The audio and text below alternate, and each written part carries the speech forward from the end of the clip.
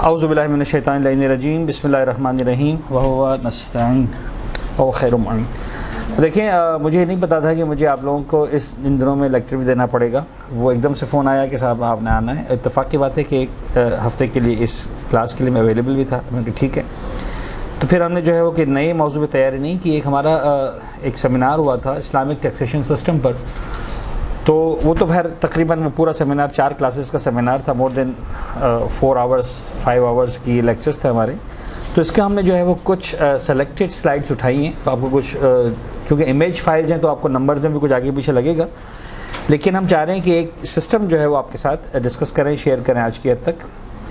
तो this is Islamic taxation system. जाहिर सी बात है कि जो यहाँ पर मेरे पास मुझे अंदाज़ा है कि टैक्स कंसल्टेंट्स नहीं बैठे हुए हैं कि मैं उनके लेवल पे आके बात करूँ, शायद मेरा लेवल भी वो नहीं है, लेकिन एक आम मुसलमान होने के नाते जो हमें कुछ बुनियादी बेसिक मालूमात होनी चाहिए वो जनाब अली इसके अंदर हमने इकट्ठा करने की कोशिश की है। फ़हरिस्त जो आज के हमारे टॉपिक्स हम डिस्कस करेंगे: तक़सीम इबादात, मुख्तसर वज़ाहतें, ज़कात का तारुफ़, मसरफ़ ज़कात, खुम्स तारुफ़ और तफ़सीलात, बल्कि सिर्फ तारुफ़, और उसके बाद मसरफ़ खुम्स। सर जी, बात यह है कि जो हमारे पास इबादात हैं, देखिए अब हम पूरे इस्लामिक सिस्टम के अंदर जाएं तो पहले अकायद है, अकायद के बाद जनाब अली जो है वो फ़ुरूए दीन है, उसूल दीन है, फ़ुरूए दीन है। हम उन सारी डिटेल्स में नहीं जा रहे हैं, हम डायरेक्टली उन बातों पर आ जाते हैं जो इबादात हैं। इबादात अगर हम आसान तरीन अल्फाज में डिफ़ाइन करना चाहें इबादात को, तो इबादतें वो चीज़ें कहलाती हैं जिनको आपने क़ुर्बतन इलल्लाह करना होता है। मतलब आप खाना खा रहे हैं, इबादत नहीं, आप खाना खा रहे हैं, वो ठीक है। वो उलमा ने बताया कि साहब इसको इबादत बनाना हो तो इस नीयत से खाओ कि मैं खाऊंगा तो मुझे हिम्मत आएगी, और तुम्हें हिम्मत आएगी तो मैं मुसल्ले पे खड़ा होऊंगा, वगैरह वगैरह बना। अदरवाइज़ खाना एक मुबाह काम है, इट्स नॉट कंसर्न विद इबादत। तो इबादत वो होती हैं कि जिनको आप क़ुर्बतन अल्लाह की नीयत से अंजाम देते हैं कि बाले वाले तूने मुझसे कहा है। क़ुर्बतन अल्लाह का मतलब भी मालूम है आपको। क़ुर्बतन अल्लाह मीन्स उसने हुक्म दिया है, मुझे उसको फॉलो करना है। दैट इज़ क़ुर्बतन इलल्लाह। व्हेन एवर वी सी क़ुर्बतन इलल्लाह, ये तसव्वुर अपने ज़हनों से निकाल दें कि इसका मतलब ये होता है कि अल्लाह से नज़दीक होना या क़ुर्ब इलाही हासिल करना या अल्लाह की रज़ा हासिल करना।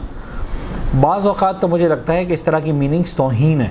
परवरदिगार से बात करना, मैं होता कौन हूँ कि अपनी 2 रकात नमाज़ पेश करके कहूँ कि पालने वाले इस 2 रकात नमाज से तू मुझसे करीब हो जा। इसकी औकात क्या है मेरी नमाज की कि मैं मतलब ये नमाज, या मेरे रोज़े की औकात क्या है कि मैं खुदाया आज ये भूखा रहा हूँ, अब तुझसे नज़दीक हो जा। तो बेकार की बात है। क़ुर्बतन अल्लाह means he has the right to order and I have to follow, that's it. तूने कहा है करना है, मैं आ गया। तूने कहा है भूखा रहना है, मैंने ले लिया। तूने कहा है कि मुसल्ले पे खड़ा होने में खड़ा हो गया, ख़त्म हो गई बात। दैट इज़ क़ुर्बतन अल्लाह। तो ये जो इबादात हैं, इन इबादतों को जो हम एक जिस लेवल पे आज समझना चाह रहे हैं, तो हम एक एतबार से सिर्फ एक डायमेंशन को देखकर हम 2 हिस्सों में तकसीम करते हैं। या वो जिस्मानी इबादत होती हैं, आप नमाज़ पढ़ रहे हैं, फ़र्ज़ करें रोज़ा रख रहे हैं, जिहाद कर रहे हैं, हज करने के लिए जा रहे हैं, जहाँ पर आप अपने जिस्म को इन्वॉल्व करते हैं। और कुछ इबादत होती हैं जो माली इबादत होती हैं, जिसमें आपके जिस्म ने कोई तकलीफ बर्दाश्त नहीं करना होती, बल्कि आप अपनी जेब में हाथ डालते हैं, माल निकालते हैं और राह खुदा में देते हैं, जो परवरदिगार ने आपसे डिमांड किया है, मांगा है और आपसे एक्सपेक्ट किया है कि आप दें। ये जो माली इबादतें हैं, इनमें भी 2 तरह की इबादतें हैं, या वाजिब इबादतें हैं या मुस्तहब इबादतें हैं।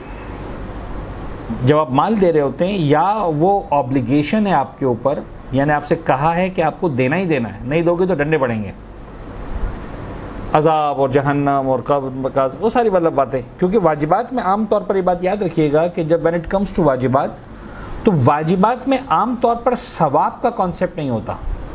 आम तौर पर वो तो परवरदिगार करीम है कि वो वाजिबात पर भी सवाब दे देता, वरना उसूलन वाजिबात पर सवाब आपकी बात नहीं होती। वाजिबात नहीं होता है, तुम्हें करना है।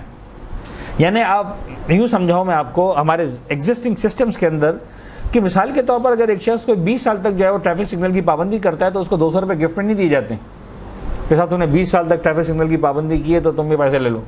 एक मरतबा भी तोड़ोगे तो 500 को जुर्माना लगेगा। वाजिबात में होता है कि आपको करना है और उस करने पर there is no reward, there should be no reward. परवरदिगार का एहसान है कि वाजिबात में देता है, और ये वाक़ई अल्लाह का करम है कि वाजिब नमाज पर भी हमको कहता है तो मैं मिसाल के तौर पर मैं जन्नत दूंगा और अपनी रज़ा दूंगा और ये दूंगा और वो दूंगा। तो वाजिबात के अंदर आमतौर पर कॉन्सेप्ट सज़ा का होता है कि नहीं करोगे तो ये जुर्माना है, कफ़ारा है, माफ़ी मांगनी है, अजाब है, वगैरह वगैरह। मुस्तहब्बात के अंदर आमतौर पर सवाब का कॉन्सेप्ट होता है, क्योंकि मुस्तहब्बात में ऑब्लिगेशन नहीं होता, वाजिबात नहीं होती, जिम्मेदारी नहीं होती आपकी। आपसे कहा जाता है कि देखें ये अच्छा लग रहा है परवरदिगार को, नहीं करोगे तो मसला नहीं है, लेकिन अगर करोगे तो खुदा तुम्हें, शुरू ही बात यहाँ से होती है कि तुम करोगे तो तुम्हें ये मिलेगा, ये मिलेगा, ये मिलेगा, वगैरह वगैरह। वाजिब माली इबादतें, 4-5 एग्जाम्पल्स मैंने यहाँ पर ली आप लोगों के लिए। ज़कात है, वाजिब माली इबादत है, खुम्स है, कफ़ारात हैं, उसमें भी आप माल एक तरह से दे रहे होते हैं, फ़िदिया है जो रोज़े किसी रीज़न के तहत आप छोड़ते हैं, रद्द मज़ालिम है, इन तमाम मामलों में आप क्या करते हैं, अपनी जेब से एक तरह से आप माल दे रहे होते हैं। ये प्रेजेंटेशन तो मैं आपके साथ शेयर कर लूँगा, इसको तो ना लिखिए मेरे ख्याल में। आप में से कोई भी एक किसी का मेरा नंबर हो तो प्लीज़ मुझसे मांग लें, मैं व्हाट्सएप पे शेयर कर दूँगा प्रेजेंटेशन, आप उठा के फिर जो है सबको दे दीजिएगा। कोई वो चीज़ें लिखिए जो सामने लिखी हुई नहीं आ रही आपके पास। खैर, ज़कात, खुम्स, कफ़ारात, फ़िदिया, रद्द मज़ालिम, इस तरह की चीज़ें जहाँ पर आप एक तरह से माल आप दे रहे होते हैं, ये सब वाजिबातें नहीं देंगे तो गुनाहगार बनेंगे। मुस्तहब माली इबादत में मैंने एक ही एग्जाम्पल ली है, सदका। अच्छा, ये एक ही एग्जाम्पल के बावजूद बड़ी स्ट्रॉन्ग एग्जाम्पल है, यानी ये वो एग्जाम्पल है ये सदका कि जो बहुत ही वसी मीनिंग रखता है, यानी जितने भी माल आप समझेंगे किसी भी मद में दे रहे हैं और वो वाजिबात में नहीं आ रहा, इसको आप डोनेशन कहें, सबील कहें, मजलिस कहें, नियाज कहें, किताब छपवाना कहें, यतीम की शादी करवाना कहें, बेवा को घर बना के देना कहें, फ़र्ज़ कर लें किसी की जो है वो तालीमी अखराजात उठाना, किसी की जो है वो फ़र्ज़ कर लें आप बीमार का इलाज करवाना, कुछ भी whatever you are doing that is not an obligation, जो वाजिब नहीं है, वो अल्टीमेटली एक हेडिंग के अंदर आता है, दैट इज़ कॉल्ड सदका। बाज़ वक़्त हम लफ्ज़ सदका से घबरा भी जाते हैं, लेकिन ऐसा नहीं है कि हम सदका से घबराना है। सदका यानी नेकी। तो जब आप मजलिस कर रहे होते हैं अपने घर में, मिसाल के तौर पर मौला हुसैन की नियाज कर रहे होते हैं, तो वो एक तरह से आप ऐसा तो नहीं कि गरीबों को खाना खिला रहे हो, भूखों को खिला रहे हैं, मालदार लोग होते हैं माशाल्लाह, लेकिन क्या होता है कि आप इस नीयत से खिला रहे होते हैं कि अल्लाह खुश होगा। तो ये जो सवाब मिल रहा है किस खाते में मिल रहा है, ये वही, इसको कहीं ना कहीं मैं आप कहूँगा सदका तो आप घबरा जाएंगे, और प्लीज़ मैं नहीं चाह रहा हूँ घबरा भी जाएँ, लेकिन अल्टीमेटली जो हमारे पास कॉन्सेप्ट है वो ये है कि ठीक है मैं चैरिटी, मैं नेकी कर रहा हूँ, खुदा मुझे इसका अजर देगा, मेरे मौला मुझसे खुश होंगे। तो कहीं ना कहीं किस में आता है, द वर्ड सदका के हेड में आता है। अगर हम सदका के उस गुर्बत और चैरिटी और मजलूमियत और बेचारगी और रहम और तरस खाने वाले मफहूम को अपने जहन से अलग कर सकें तो, क्योंकि अदरवाइज जो है वो it will not be able to understand कि हाउ इज़ इट पॉसिबल, अच्छा मैं अब तक जो मजलिसों में खाता रहा हूँ सदका था, ओए नो, मतलब घबरा जाएगा आदमी की, मतलब व्हाट डज दैट मीन। तो अगेन वो वाला सदका जो आप समझ रहे नहीं, वो यकीनन आपने नहीं खाया, लेकिन ये कौन सा वाला सदका है, एक नेकी जिसमें परवरदिगार खुश है, अहले बैत खुश हैं। तो जो एक हेडिंग बनती है अल्टीमेटली, अगर हमारे पास, मैंने सारी हेडिंगों को एक में जमा कर दिया सदक़े के अंदर, लेकिन अगर नहीं समझ पाते तो फिर अलग रखें, बेशक आप न्याज को अलग रखें, सदक़े को अलग रखें, लेकिन आप इसी सदक़े को देख लें। सदका 3 अहम तरीन फ़वाइद हैं, और ये वो फ़ायदे जो वैसे मुख्तलिफ इबादतों में स्कैटर्ड हैं, यानी किसी इबादत में एक मिलेगा, दूसरा नहीं मिलेगा, दूसरा मिलेगा, पहला नहीं मिलेगा, लेकिन ये जो अपना फ़ायदे हैं वो ऐसे फ़ायदे हैं कि जो सदक़े के अंदर जमा हो जाते हैं और शायद खूबसूरत तरीन इबादत बन जाती है सदका। नंबर 1, रिस्क में इजाफे का बायस है, यानी अगर आपको ऐसी इबादत चाहिए शॉर्टकट कि जिसमें आपके पास माल बेतहाशा है, इफ़ यू वांट, वैसे तो कोई नहीं होगा यहाँ पर जिसको माल की ज़रूरत हो, है ऐसा कोई? सबको है। तो अगर आप चाहते हैं कि आपके माल में इजाफा हो तो उसका बेस्ट तरीका ये कि दे दो खुदा को। खुदा खोजा नहीं है, किसी का उधार नहीं रखता, फ्रैंकली स्पीकिंग। यानी आप हम में से कभी गौर कीजिए कि मिसाल के तौर पर हम जिस माशरे में, सोसाइटी में रहते हैं, हम अपने रिश्तेदारों में, ख़ानदानों में इन बातों को देखते हैं कि फ़र्ज़ करें किसी के बच्चे का बर्थडे था और आपने जाके गिफ्ट दे दिया, और वो रख रखाव वाले लोग हैं, इज्जतदार लोग हैं, तो वो कभी भी आपका उधार अपने सर पर नहीं रहने देंगे, वो मौका ढूंढेंगे कोई ऐसा प्रोग्राम आए और वो आपको कम से कम उतना गिफ्ट वापस दें, वरना उससे कुछ ज़्यादा दें। तो ये दुनिया का एक आम साहिब शराफत इंसान ये पसंद नहीं करता कि वो आपका दिया हुआ तोहफा अपने पर उधार रखे, तो परवरदिगार से आप कैसे तवक्को रख सकते हैं? The best way and the shortest way to accumulate money, पैसे को जमा करने का सबसे जो बेस्ट तरीका है वो ये खर्च करना शुरू कर दें, और आए खुदा में, जहाँ खुदा खुश हो। आप यकीन जाने कि परवरदिगार नवाजता है, यकीन होना ज़रूरी। नंबर 2, उम्र में इजाफे का बायस। इंसान पैसा कमाता है, बुढ़ा हो जाता है। ये वाहिद इबादत है जिसमें पैसा भी मिलता है और इंसान अल्लाह उसको लंबी उम्र अता करता है। वाकई वो जो उम्र में इजाफे का भी जो सबसे शॉर्टेस्ट वे है कि अगर कोई आपको नुस्खा चाहिए कि जिसमें आप चाहते हैं कि आपकी उम्र में इजाफा हो, तो उसमें जनाब अली जो है सदका, स्पेशली वो सदका जो रिश्तेदारों के साथ है, तो उस वक्त आप लफ्ज़ सदका हटा देते हैं और सदक़े को आप ट्रांसलेट कर देते हैं गिफ्ट के अंदर।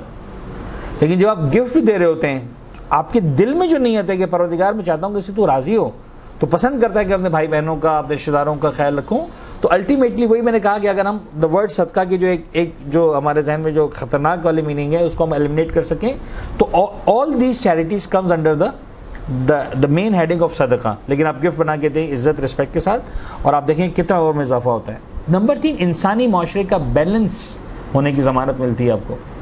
आज अगर आप रिसर्च करें तो आपको पता चलेगा कि दुनिया की जो 90% मनी है, 90% जो माल है, वो दुनिया के तकरीबन 1% लोगों के हाथ में है।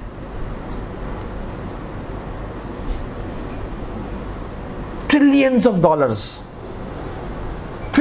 डॉलर्स दुनिया की जो 90% माल है वो दुनिया के 1% लोगों के हाथ में है, और बाकी 99% लोगों के हाथ में कुल 10% माल है पूरी दुनिया का। बहुत ही इम्बैलेंस है। ये क्यों है? इसलिए कि हमने इस्लाम को फॉलो नहीं किया, हमने अपने बनाए हुए सिस्टम पे भरोसा किया है। तो नतीजा ये होता है कि हम कमाने में लगे रहते हैं, फिर हम उस चैरिटीज़ पर आती नहीं जो इस्लाम ने हमसे मांगी हैं।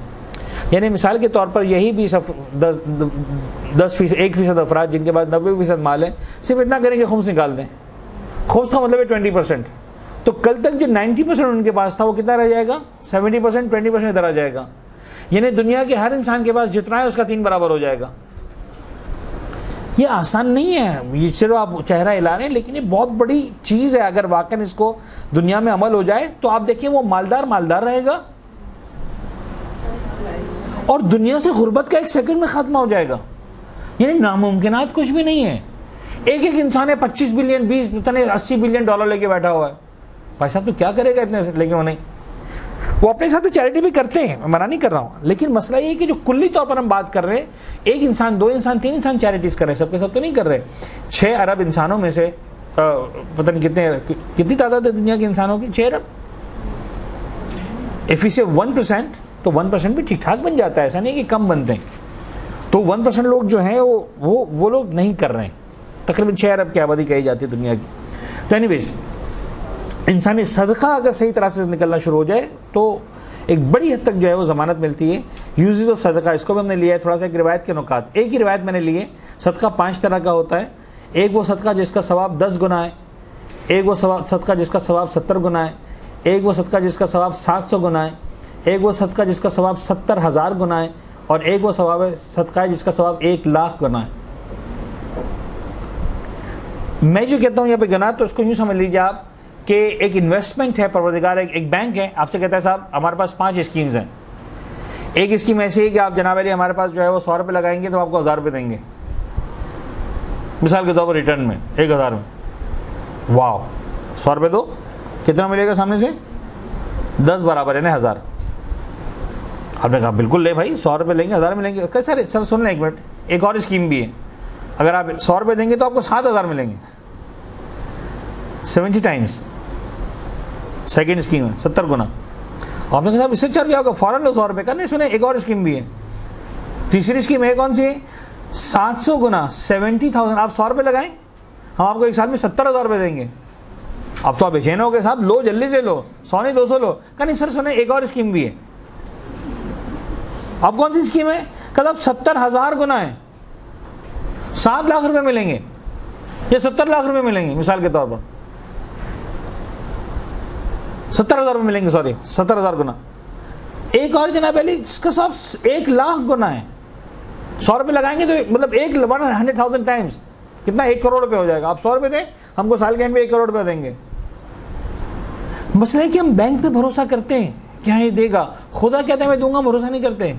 ये खुदा कह रहा है। ये जो स्कीम है, ये स्कीम दुनिया का कोई बैंक दे भी नहीं सकता। किसी के बस में नहीं है कि 100 रुपये आपसे लें, और 1 साल के एंड पर आपको 1 करोड़ रुपया दे, खुदा कहता है मैं दूंगा? ट्रस्ट मी, पूरी जानदारी के साथ उस पर ट्रस्ट करो।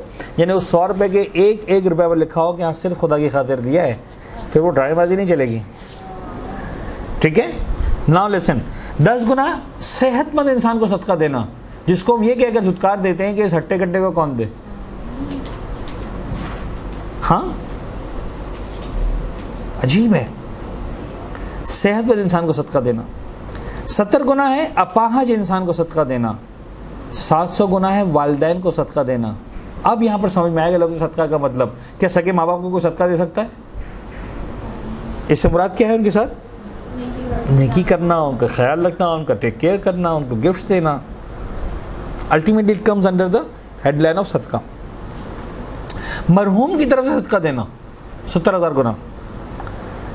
एक तालिब इल्म को सदका देना 1 लाख गुना। नाउ द थिंग इज, अब यहां पर प्रैक्टिकली अगर मैं आप सवाल करूं कि भाई आपके पास 5 स्कीम हो तो आप किसमें देंगे? सीधी सीधी बात है ना, बाकी 4 को छोड़ देंगे। जवाब ये कि 4 को छोड़ना नहीं है, छोड़ना नहीं है। यानी असल बात यह है कि ये सारे मौके हैं। असल में मसला ये है कि आपको कब किस चीज़ का मौका मिला। यानी शायद इसकी एग्जांपल ये बने कि फ़र्ज़ करें आप बल्ला लेकर पिच पे खड़े हुए हैं और सामने से बॉल आई, आपके पास ऑप्शंस हैं। आप उस बॉल को इस तरह से भी खेल सकते हैं कि डॉट बॉल बन जाए, ज़ाया हो जाए। ये भी ऑप्शन है कि आप ऐसा स्ट्रोक खेलें कि आप 1 रन बना सकें। ये भी है तीसरा ऑप्शन कि आप 2 रन बना सकें। चौथा ऑप्शन ये कि आप 3 रन बना सकें। 5वां ऑप्शन ये कि आप चौका लगा सकें। 6वां ऑप्शन ये कि आप सिक्सर लगा सकें। लेकिन मसला ये है कि हर बॉल में हर चीज़ खेलने की गुंजाइश नहीं होती है।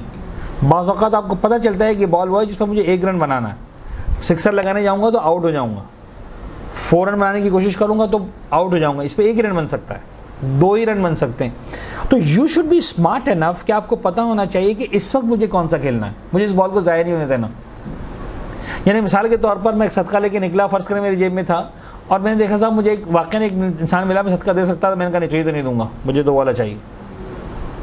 माँ बाप बेचारे भूखे हैं, नहीं तुम्हें भी नहीं खिलाऊंगा, मैं तो मौलाना को खिलाना है। ऐसा नहीं चलेगा। यानी आपको हर जगह पर अपनी रिस्पॉन्सिबिलिटीज़ मौके की मुनासिबत से निभानी है। लिहाजा जो कहते हैं ना कि बाज़ औक़ात जो मौके पर एक नेकी हो जाती है वो बिला मौके की बहुत सारी नेकियों से बेहतर होती है। यानी मैं आपके सामने चाय का जो है वो पूरा जग भर के रख दूं जबकि आपको बिल्कुल भी ख्वाहिश नहीं है, और उस वक्त जब आपको बेतहाशा तलब हो रही चाय की, उस वक्त मैं आधी प्याले आपके सामने चाय के रख दूं तो उस आधी प्याले चाय की हैसियत ज़्यादा है। मुझे पता है ख़वातीन में चाय की मिसाल में फ़ौरन सर लेना शुरू हो जाता है। तो उस चाय की प्याले की हैसियत बहुत ज़्यादा है जो वक्त पर आपको मिल गई। बेमौके की एक जग चाय से बेहतर है वो मौके की आधी चाय की प्याली। तो इन सदक़े वाली कैफियत में भी संभालना है इसको। खैर, अब हम आते हैं वाजिब माली इबादत। ज़कात और सदका और खुम्स को हम थोड़ा सा लेंगे, आप लोगों के साथ शेयर करेंगे।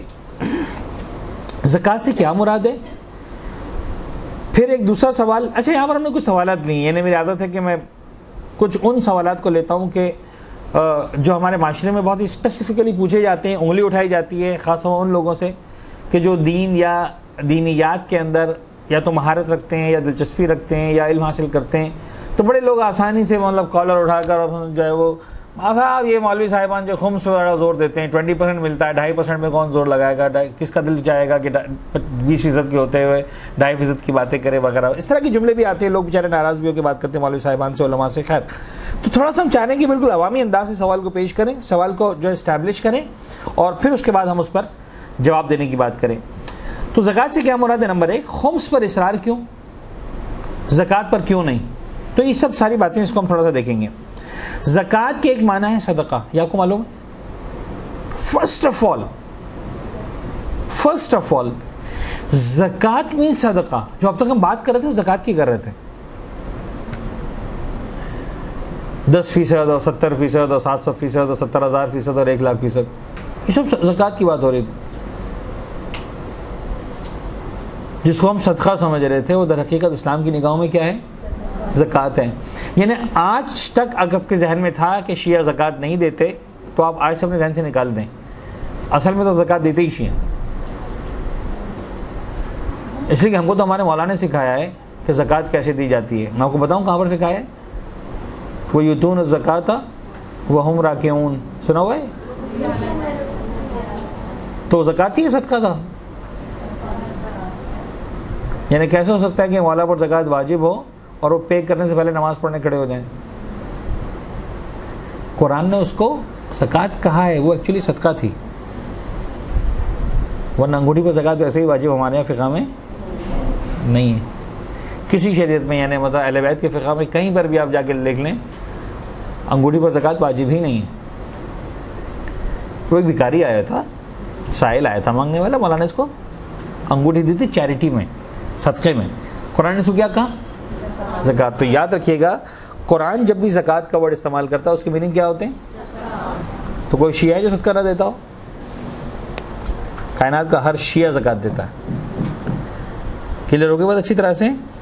अब ऐसे नहीं कि जज्बात के साथ खेल रहा हूँ कि साहब देखिए मैंने कुरान के, और मैंने तो बात कुरान की आयत से की है, अल्लज़ीना युक़ीमून अस्सलाता व यूतून ज़काता व हुम राकिऊन, जो नमाज कायम करते हैं, ज़कात अदा करते हैं जबकि रुकू की हालत में होते हैं। तो मौला कायनात ने ज़कात अपने गर्दन पे वाजिब रख के नमाज नहीं शुरू कर दी थी। ना वो ज़कात थी, ना अंगूठी पर आज तक ज़कात वाजिब हुई है कभी। वो क्या था? वो सदका था। अच्छी तरह ज़हन में रखें, सबसे बेस्ट आंसर है। लेकिन इसके बाद आए थोड़ा सा और, अब हमने पूरी एक रिसर्च की है जो आपके साथ हम शेयर कर रहे हैं, और ये रिसर्च भी आपको प्रेजेंटेशन की सूरत मिल जाएगी, तो आपको प्लीज़ पूरी नोट डाउन करने की ज़रूरत नहीं है। कुरान में लफ्ज़ ज़कात कुल 32 मरतबा इस्तेमाल हुआ है। कितनी मरतबा? 32 टाइम्स। आगे बढ़ते हैं। वो 32 के 32 मकामात हमने आपके सामने लिखे हैं। 32 मकामात पर जहाँ पर लफ्ज़ ज़कात इस्तेमाल हुआ है, वो 32 के 32 मकामात आपके सामने हमने लिख दिए हैं। सूरह बकरा में जो सूरह नंबर 2 है, 5 आयतों में इस्तेमाल हुआ है, और वो आयतें हैं 43, 83, 110, 177 और 277। थोड़ा से लिखा हुआ साफ नहीं आया। और ये सूरा भी जो है वो मदनी सूरा है, मक्की सूरा नहीं। फिर सूरह निसा है, सूरा नंबर 4, 2 आयतों के अंदर इस्तेमाल हुआ है, आयत नंबर 77 और आयत नंबर 162। ये मिल जाएगी प्रेजेंटेशन, प्लीज़ इसको ना लिखें, मेरे ख्याल में अपना टाइम ज़ाया कर रहे हैं आप। सिर्फ देख लें जल्दी जल्दी। अल-माइदा में 2 मकामात पर इस्तेमाल हुआ है, आयत नंबर 12 और 55 में। तौबा में 4 जगह इस्तेमाल हुआ, 15, 11, 18, 71। हज में 2 मरतबा इस्तेमाल हुआ, 41, 78। सूरह नूर में 2 मरतबा इस्तेमाल हुआ, 37 और 56। अहज़ाब में 1 मरतबा इस्तेमाल हुआ, आयत नंबर 33 में। मुजादिला में 1 मरतबा इस्तेमाल हुआ, आयत नंबर 13 में। और सूरह बय्यना में इस्तेमाल हुआ, आयत नंबर 5 में। कुल कितनी मरतबा हो गया? नहीं, 20 हुआ अभी। और इन सब के अंदर एक खुसूसियत क्या आप नोट करें, जो मैं असल चाह रहा हूँ आप नोट करें, वो ये कि सारी की सारी सूरतें कौन सी हैं? मदनी सूरह। ये सब मदीना में नाज़िल हुई। तो जो 32 मरतबा कुरान मजीद में लफ्ज़ ज़कात आया है, उसमें 20 मरतबा उन सूरों में आया है जो मदीना वाली सूरतें। अब आइए ज़रा मक्की सूरतें।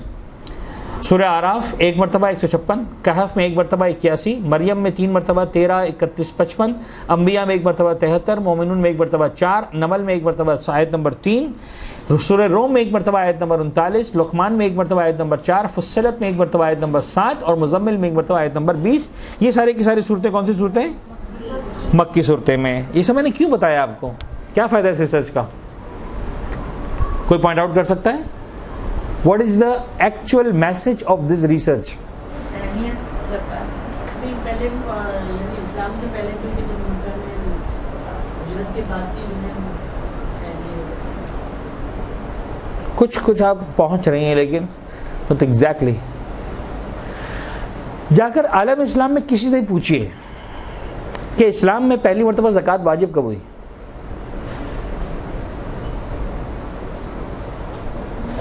तो आपको पता चलेगा कि इस्लाम में पहली मरतबा ज़कात वाजिब हुई है मदीना मुनव्वरा में, जंग खैबर फतह होने के बाद। उससे पहले ज़कात वाजिब ही नहीं हुई थी। यानी वो अफराद जो जंग बदर में मारे गए, जंग ओहद में मारे गए, शहीद हो गए मिसाल के तौर पर, मक्का की ज़िंदगी में जिन्होंने शहादतें पाई या जिनका वक्त वफ़ात आया, दुनिया से रुखसत हो गए, वो सैकड़ों या हज़ारों मुसलमान जब जन्नत में मिलेंगे तो उनको बताएंगे यार तुम तो निकल गए, हमको ज़कात देनी पड़ी। जब तक तुम थे मुसलमान तब तक जो है वो ज़कात नाम की कोई चीज़ नहीं थी। देखिए इस्लाम के जो अहकामात हैं, फ़ुरुआत हैं, वो बेतदरीज आए हैं, ग्रेजुअली। इस्लाम का जो नुज़ूल है वो क्या है? ग्रेजुअली है। यानी ज़कात की बात हुई ना, तो आप तो थोड़ा सा समझें, इस्लाम में रोज़े का वाजिब आपको मालूम है? होना चाहिए मालूम। सन 2 हिजरी का मतलब क्या हुआ? सन 2 हिजरी का मतलब ये हुआ कि मक्का में जो पैगंबर 13 साल तक तबलीग फरमाते रहे, there was no concept of fasting at all. ला इलाहा इल्लल्लाह मुहम्मद रसूलुल्लाह, रमज़ान का महीना खाओ पियो मज़े करो, था ही नहीं रोज़ा। वाजिब ही 2 हिजरी में हुए, यानी 13 साल तक देयर वाज नो रोज़ा एट ऑल। किसी ने रोज़ा नहीं रखा 13 साल तक। हज़रत सुमैया, हज़रत वो यासिर जो अम्मार के फादर थे शहीद हो गए, उनको पता ही नहीं है कि रोज़े नाम की कोई चीज़ मुसलमानों में आने वाली है। एंड सैकड़ों मुसलमान जो उस वक्त तक मारे गए या शहीद हुए, कुछ भी हुआ, उन्हें पता ही नहीं था कि रोज़ा नाम की कोई चीज़ है। उन्हें हम जन्नत में आके बताएंगे कि यार तुम तो निकल लिए और हम भूखे प्यासे रहे। समझ में आ रही बात आपको? ये मैं इस तरह के अल्फाज इस्तेमाल करता हूँ ताकि आप मुश्किल दीन को आसान अंदाज में समझते हैं। ओके, तो रोज़े वाजिब हुए सन 2 हिजरी में। जंग ओहद कब, जंग बदर कब हुई? पहली हिजरत में, पहले साल। यानी जंग बदर में जब मुसलमान गए थे जंग करने के लिए, तब भी जो है वो कोई there was no concept of रोज़ा। जब हिजरत का दूसरा साल था, पैगंबर ने हिजरत किस महीने में फरमाई थी, किसी को मालूम है? अल्हम्दुलिल्लाह नहीं, रबीउल अव्वल के महीने में।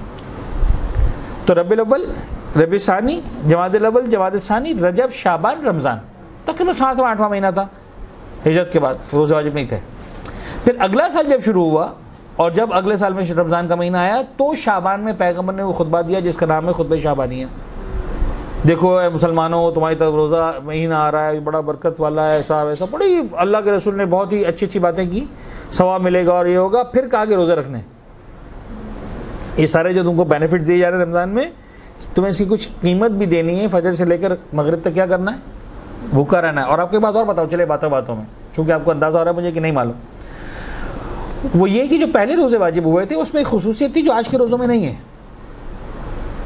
आज के रोज़ों में ये है कि आपके पास इफ्तार से लेकर सहरी तक खाने पीने का टाइम है कि नहीं? पहले ऐसा नहीं था। यानी ये था कि मगरिब की अजान से लेकर फजर की अजान तक जितना खाओ पियो मसला नहीं, लेकिन एक शर्त थी कि सोओगे नहीं। अगर तुम सो गए तो अब अगले दिन मगरिब पर खाने पीने का वक्त शुरू होगा, ख़त्म। सॉरी, इब्तदाई इस्लाम में जो रोज़े वाजिब हुए थे उसके अंदर ये कंडीशन थी, you can eat till the सहरी टाइम प्रोवाइडेड कि तुम दरमियान में 1 मिनट के लिए भी सोओगे नहीं। मसलन तुम 9 बजे सोओगे रात को, बस तुम्हारा 9 बजे रोज़ा स्टार्ट हो गया, अब तुम्हें कल इफ्तार में खाने मिलेगा। तुम रात को 12 बजे सो गए, तुम्हारा रोज़ा 12 बजे स्टार्ट हो गया। तुम इफ्तारी के 10 मिनट बाद सो गए, 10 मिनट बाद स्टार्ट हो गया रोज़ा। जैसे ही सोए रोज़ा स्टार्ट। और हुआ प्रैक्टिकली ऐसा कि एक मुसलमान जो खंदक के लिए जब खुदाई हो रही थी, तो एक मुसलमान बेचारा थका आ रहा है इफ्तार के वक्त। एक तो रोज़ा रख के पूरी खुदाई, मुश्किल तरीन का। जब खुदाई करके आया वो, तो इफ्तारी तैयार नहीं थी। उसके अहलिया ने कहा कि मैं इफ्तारी तैयार करती हूँ। उसने कहा ठीक है मैं बैठा हूँ, इफ्तारी तैयार करके दो। ये इतना थका हुआ था इसकी आँख लग गई। तो इफ्तार में इसने कुछ खाया नहीं पिया नहीं, आँख लग गई 10 मिनट के लिए। इसकी बेगम आगे रो पड़ी, तुम सो गए? कहाँ सो गया? अब नहीं खा सकता, अब कल इफ्तार पे खाऊंगा। अगले दिन वो उसने बगैर भूखे प्यासे अगले दिन फिर खुदाई पर गया, कुछ देर खुदाई की और खुदाई के बाद ही कोलैप्स्ड, बेहोश हो गया वो। फिर परवरदिगार आलम की बारगाह में पैगंबर में दुआ फरमाई, आयत नाज़िल हुई कि आप मुसलमानों को इजाज़त है कि वो सहर तक खा सकते हैं, चाहे सोएं चाहे ना सोएं, का मसला नहीं। वहाँ से फिर जो है हमको इजाज़त मिली कि सो भी जाओगे तो खाने पीने की इजाज़त बाकी रहेगी। खैर, ये सारी बातें इल्मी बातें होती हैं, इसका ताल्लुक अमल से होता नहीं रहता, फ़र्क नहीं पड़ता। तो इबादतें बेतदरीज वाजिब हुई हैं। तो जिस तरह रोज़े जैसी इबादत 2 हिजरत में वाजिब हुई, तो ज़कात जो है उसके भी बाद जाकर वाजिब हुई। उससे पहले तो मुसलमानों के पास कुछ था ही नहीं, ज़कात वक़ात कहाँ से देते? तो अब समझाना ये है कि जब ज़कात वाजिब ही नहीं थी और पूरा आलम इस्लाम, अच्छा इसमें कोई शिया सुनने की बात नहीं है, पूरा आलम इस्लाम इस बात को एक्सेप्ट करता है कि इस्लाम में ज़कात वाजिब ही हुई है। कब? जंग खैबर फतह होने के बाद, ज़ाहिर या बाद में। अब जब बाद में वाजिब हुई है तो मक्का में जो इतनी सूरतें नाजिल हुई जिसमें ज़कात ज़कात ज़कात कर रहा है, कौन सी ज़कात है? ये मक्की सूरतों में ज़कात का लफ्ज़ आना इस बात का सबूत है कि जब ज़कात वाजिब ही नहीं हुई थी फिर भी ज़कात का लफ्ज़ इस्तेमाल हो रहा था। इसका मतलब ज़कात की मीनिंग कुछ और थे, वो नहीं थे जो तुम हमसे कह रहे हो। बात समझ में आई? ये जो मैंने सारी रिसर्च पेश की इसलिए पेश की कि 32 मकामात में से 20 तो वही मदनी है। हम चलो मान लेते हैं कि फ़र्ज़ करो 20 के 20 ज़कात वाजिब होने के बाद के, हालांकि ऐसा पॉसिबल नहीं है। जैसे कि मदीना में भी 4-5 साल के बाद ज़कात वाजिब हुई है, लेकिन हम चलें फ़र्ज़ कर लेते हैं कि मदीना में जितनी मरतबा ज़कात का लफ्ज़ इस्तेमाल हुआ वो वाजिब ज़कात के बारे में इस्तेमाल हुआ, लेकिन मक्का में जब इस्तेमाल हुआ ज़कात का लफ्ज़ और ज़कात वाजिब ही नहीं हुई थी, तो फिर खुदा क्या मांग रहा था? ये शियों पर एक बहुत बड़ा सवाल है, शियों पर भी ये सवाल है, शियों का भी ये सवाल है। यानी आपसे भी सवाल करते होंगे शायद आपके घर वाले, बाप, भाई, बहन, शौहर कि साहब ये क्या मौलवी साहबान खुम्स की बात करते हैं, ज़कात की बात ही नहीं करते। कुरान ने जगह जगह पर कहा है नमाज पढ़ो ज़कात दो, नमाज पढ़ो ज़कात दो। नमाज के साथ ज़कात को हमेशा अटैच किया है। ये नमाज के साथ जो ज़कात अटैच है वो है सदका, वो ज़कात वाजिब नहीं है। और उसकी दलील ये है कि 12 मकामात पर कुरान ने ज़कात का लफ्ज़ इस्तेमाल किया है, जिनमें से कुछ मकामात पर नमाज के साथ, कुछ मकामात पर नमाज के बगैर। लेकिन जो नमाज के साथ भी इस्तेमाल हुआ है मक्की सूरतों के अंदर, वो कौन सी मीनिंग में है? वो ज़कात वाजिब की मीनिंग में है ही नहीं, इसलिए कि ज़कात वाजिब ही नहीं हुई थी उस वक्त तक। सिर्फ और सिर्फ किस मीनिंग में? सदक़े की मीनिंग में। ये पूरी रिसर्च आपको बहुत शानदार तरीके से काम आएगी और अगर याद रहा तो आप उसको आगे बता सकेंगे। अब मैंने 2 मिसालें मिली हैं। देखिए, पहली लिए सूरह रोम आयत नंबर 39। ये रोम आयत नंबर 39 कहाँ पर है? मक्की सूरत में, ठीक है, ये मक्की सूरह। अब देखिए आयत क्या है, वमा आतीतुम मिन रिबा लियरबुआ फी अम्वालिन नास फला यरबुअ इंदल्लाह वमा आतीतुम मिन ज़कातिन तुरीदूना वजहल्लाह फउलाइका हुमुल मुदअफ़ून। सूरह रोम आयत नंबर 39। यहाँ पर ज़कात का लफ्ज़ बगैर नमाज के इस्तेमाल हुआ है, ठीक है। तर्जुमा देख लें। और तुम जो भी सूद देते हो कि लोगों के माल में इजाफा हो जाए, तो खुदा के यहाँ कोई इजाफा नहीं होता, हराम है। तो हाँ, जो ज़कात देते हो और उसमें रज़ाए खुदा का इरादा होता है, तो ऐसे लोगों को दुगना 4 गुना दे दिया जाता है। कुरान कमिट कर रहा है, यानी खुदा मिनिमम जो स्टार्ट कर रहा है कुरान के अंदर, कहाँ से स्टार्ट कर रहा है? डबल से। इंटरेस्ट रेट कहीं पर भी डबल नहीं होता, 5%, 10%, 100% कहीं भी नहीं होता। ये होता है कि नहीं? खुदा कहते हैं at least double, otherwise may be 4 times depending upon the quality of the charity you are doing, ठीक है। ये एक आयत। अब दूसरी आयत, यहाँ पर नमाज के साथ ज़कात का तज़किरा है। अगेन सूरह लुक़मान आयत नंबर 31। ये भी आप देख लीजिए कि सूरह लुक़मान आयत नंबर 31 कौन सी सूरा है? मक्की सूरा है, इट्स नॉट मदनी सूरा। देखिए ज़रा, अल्लज़ीना युक़ीमून अस्सलाता व यूतून अज़्ज़काता व हुम बिल आखिरति हुम यूक़िनून। वो लोग जो नमाज कायम करते हैं, जो ज़कात अदा करते हैं और आखिरत पर यकीन रखते हैं। खूब, कौन सी ज़कात? ज़कात तो वाजिब ही नहीं हुई। ये वो ज़कात है जो आप चैरिटी और सदक़े के तौर पर दे रहे हैं। Is that clear? मेरे ख्याल में फर्स्ट टाइम ज़िंदगी में आपने कॉन्सेप्ट सुना होगा। I am 99% sure first time सुना होगा आपने। तो थोड़ा सा डाइजेस्ट करने में टाइम लगेगा, लेकिन इसको अच्छी तरह से जहन में डाइजेस्ट कीजिएगा, पकाइएगा अपने जहन में, डिस्कस कीजिएगा कि क्या हुआ। कहीं पर भी कोई क्वेश्चन आपस में डिस्कशन कीजिएगा तो बात आपके लिए इंशाल्लाह वाज़े होगी। मेरी बात को फिर जहन में रखें कि मदीने मुनव्वरा में आकर इस्लामी ज़कात वाजिब हुई है, मक्का में ज़कात वाजिब नहीं हुई। और ये कोई शिया अक़ीदे वक़ीदे की बात नहीं है, ये आलम इस्लाम की हिस्ट्री की बात है। जिस तरह हम सब जानते हैं कि रोज़े 2 हिजरी में जाकर वाजिब हुए, इसी तरह ज़कात जो है वो काफ़ी आगे जाकर वाजिब हुई है, पहले ज़कात वाजिब ही नहीं हुई थी। आगे बढ़ते हैं।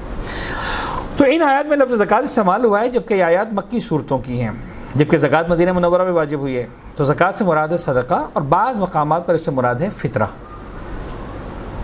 इसीलिए आप अगर तौज़ील मसाइल को देखेंगे तो आपको नज़र आएगा ज़कात फ़ितरा के मसाइल, ठीक है। तो बाज़ मकामात पर इससे मुराद फ़ितरा भी है। फ़िक़ही मसले के एतबार से नहीं चाह रहा था कि कोई अधूरी बात रहे, लिहाजा मैंने डाल दिया जुमला, लेकिन बहरहाल अक्सर मकामात पर इससे मुराद क्या है? सदका। व्हेन वी से युक़ीमून अस्सलात यूतून अज़्ज़कात, इट स्टैंड्स फॉर सदका। तो ये तसव्वुर गलत है कि कुरान तो कहता है नमाज ज़कात, नमाज ज़कात, नमाज ज़कात, और शिया मौलवी कहते हैं नमाज पढ़ो, खुम्स दो, ज़कात की बातें नहीं करते। तसव्वुर गलत है। हम जो सदक़े की बात करते हैं दरहक़ीक़त वो ज़कात ही की बात करते हैं, और शिया जो सदका देते हैं वो दरहक़ीक़त क्या दे रहे होते हैं? वो ज़कात ही दे रहे होते हैं। और यही वाली ज़कात है जो मांगी गई है, कुरान ने इसके अलावा अलग से नहीं मांगा। जो वाजिब ज़कात भी मांगी है, उससे इनकार नहीं कर रहा मैं, बल्कि आपको शायद सुन के ताज्जुब होगा, मैं उस रिसर्च को यहाँ पे नहीं ला सका, लिहाजा मैं 100% ऑथेंटिक होकर नहीं कह रहा, बट 99.9% आई एम श्योर कि जो कुरान ने ज़कात वाजिब की है वो लफ्ज़ ज़कात से वाजिब नहीं की। ये ताज्जुब वाली बात है। जो कुरान ने ज़कात वाजिब की है वो लफ्ज़ सदका से वाजिब की है। वो खुद मिन अम्वालिहिम सदका, इस तरह की आयत है। अभी मालदार हो गए, अब इनके वहाँ से सदका रिसीव करो, यानी ज़कात रिसीव करो। अजीब बात है कि आलम इस्लाम में सदका ज़कात की मीनिंग में हो गया, अभी ज़कात सदके की मीनिंग में हो गई, उल्टा हो गया।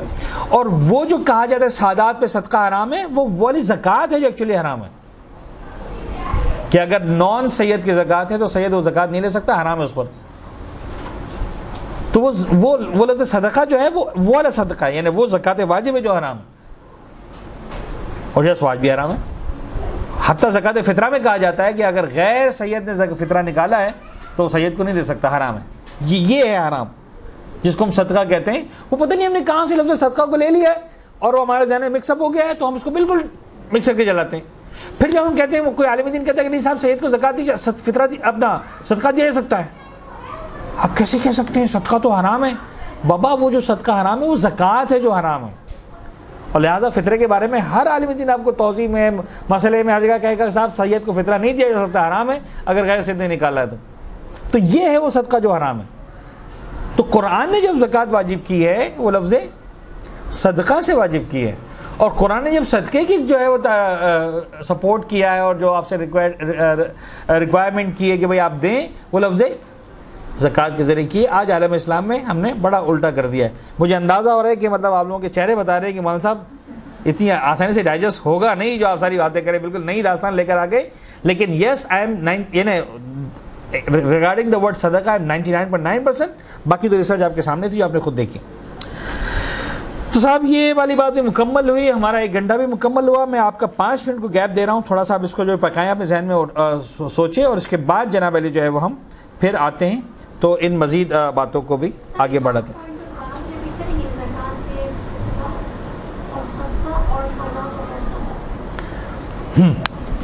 सादात पर सदका हराम है, इसका मतलब क्या है? सादात पर सदका हराम है यानी उन पर ज़कात हराम है।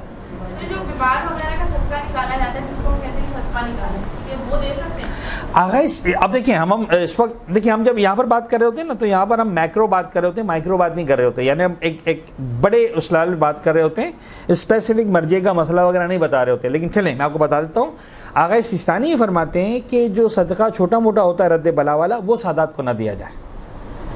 लेकिन फिर वो आगा सिस्तानी का बहुत क्लियर मसला है कि अगर एक रिस्पेक्टेबल अमाउंट है सदक़े की, जैसे बाज़ औक़ात आप 4 आने दे रहे हैं, 8 आने का सिक्का दे रहे हैं, रुपये का सिक्का दे रहे हैं, ये डिसरिस्पेक्ट वाला है, इसकी बात नहीं कर रहे जो आप मिसाल के सड़क के फ़कीर को देते हैं।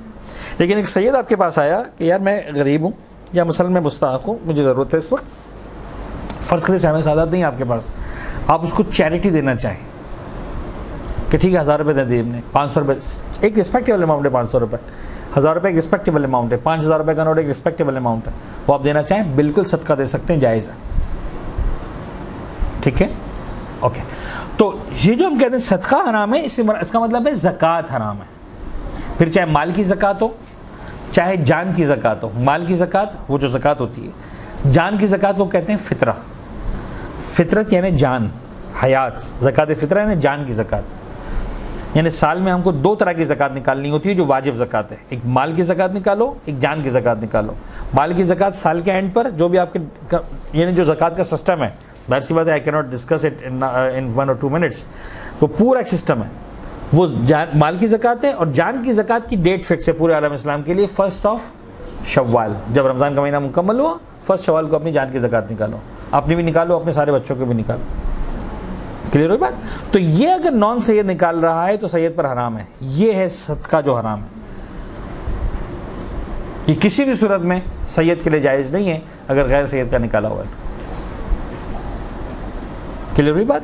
तो यूँ समझ लीजिए कि हमारे यहाँ जो लफ्ज़ सदका इस्तेमाल होता है उसमें उसकी मीनिंग है ज़कात, और जो हमारे लफ्ज़ ज़कात इस्तेमाल होता है उसकी मीनिंग है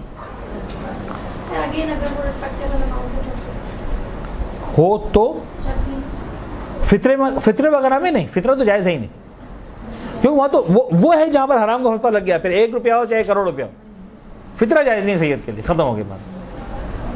तो वो है वो सदका जो हराम है सादात के लिए, क्योंकि फिर सादात के लिए सहमे इमाम है, वो फिर खुम्स का कॉन्सेप्ट है। ठीक है, तो इसको हम यहाँ पे स्टॉप करते हैं, 5 मिनट का गैप लेते हैं, आप भी थोड़ा सा जो है वो डाइजेस्ट करें, फिर हम दोबारा आते हैं। एक सलवात पढ़ते हैं मोहम्मद वाले मोहम्मद।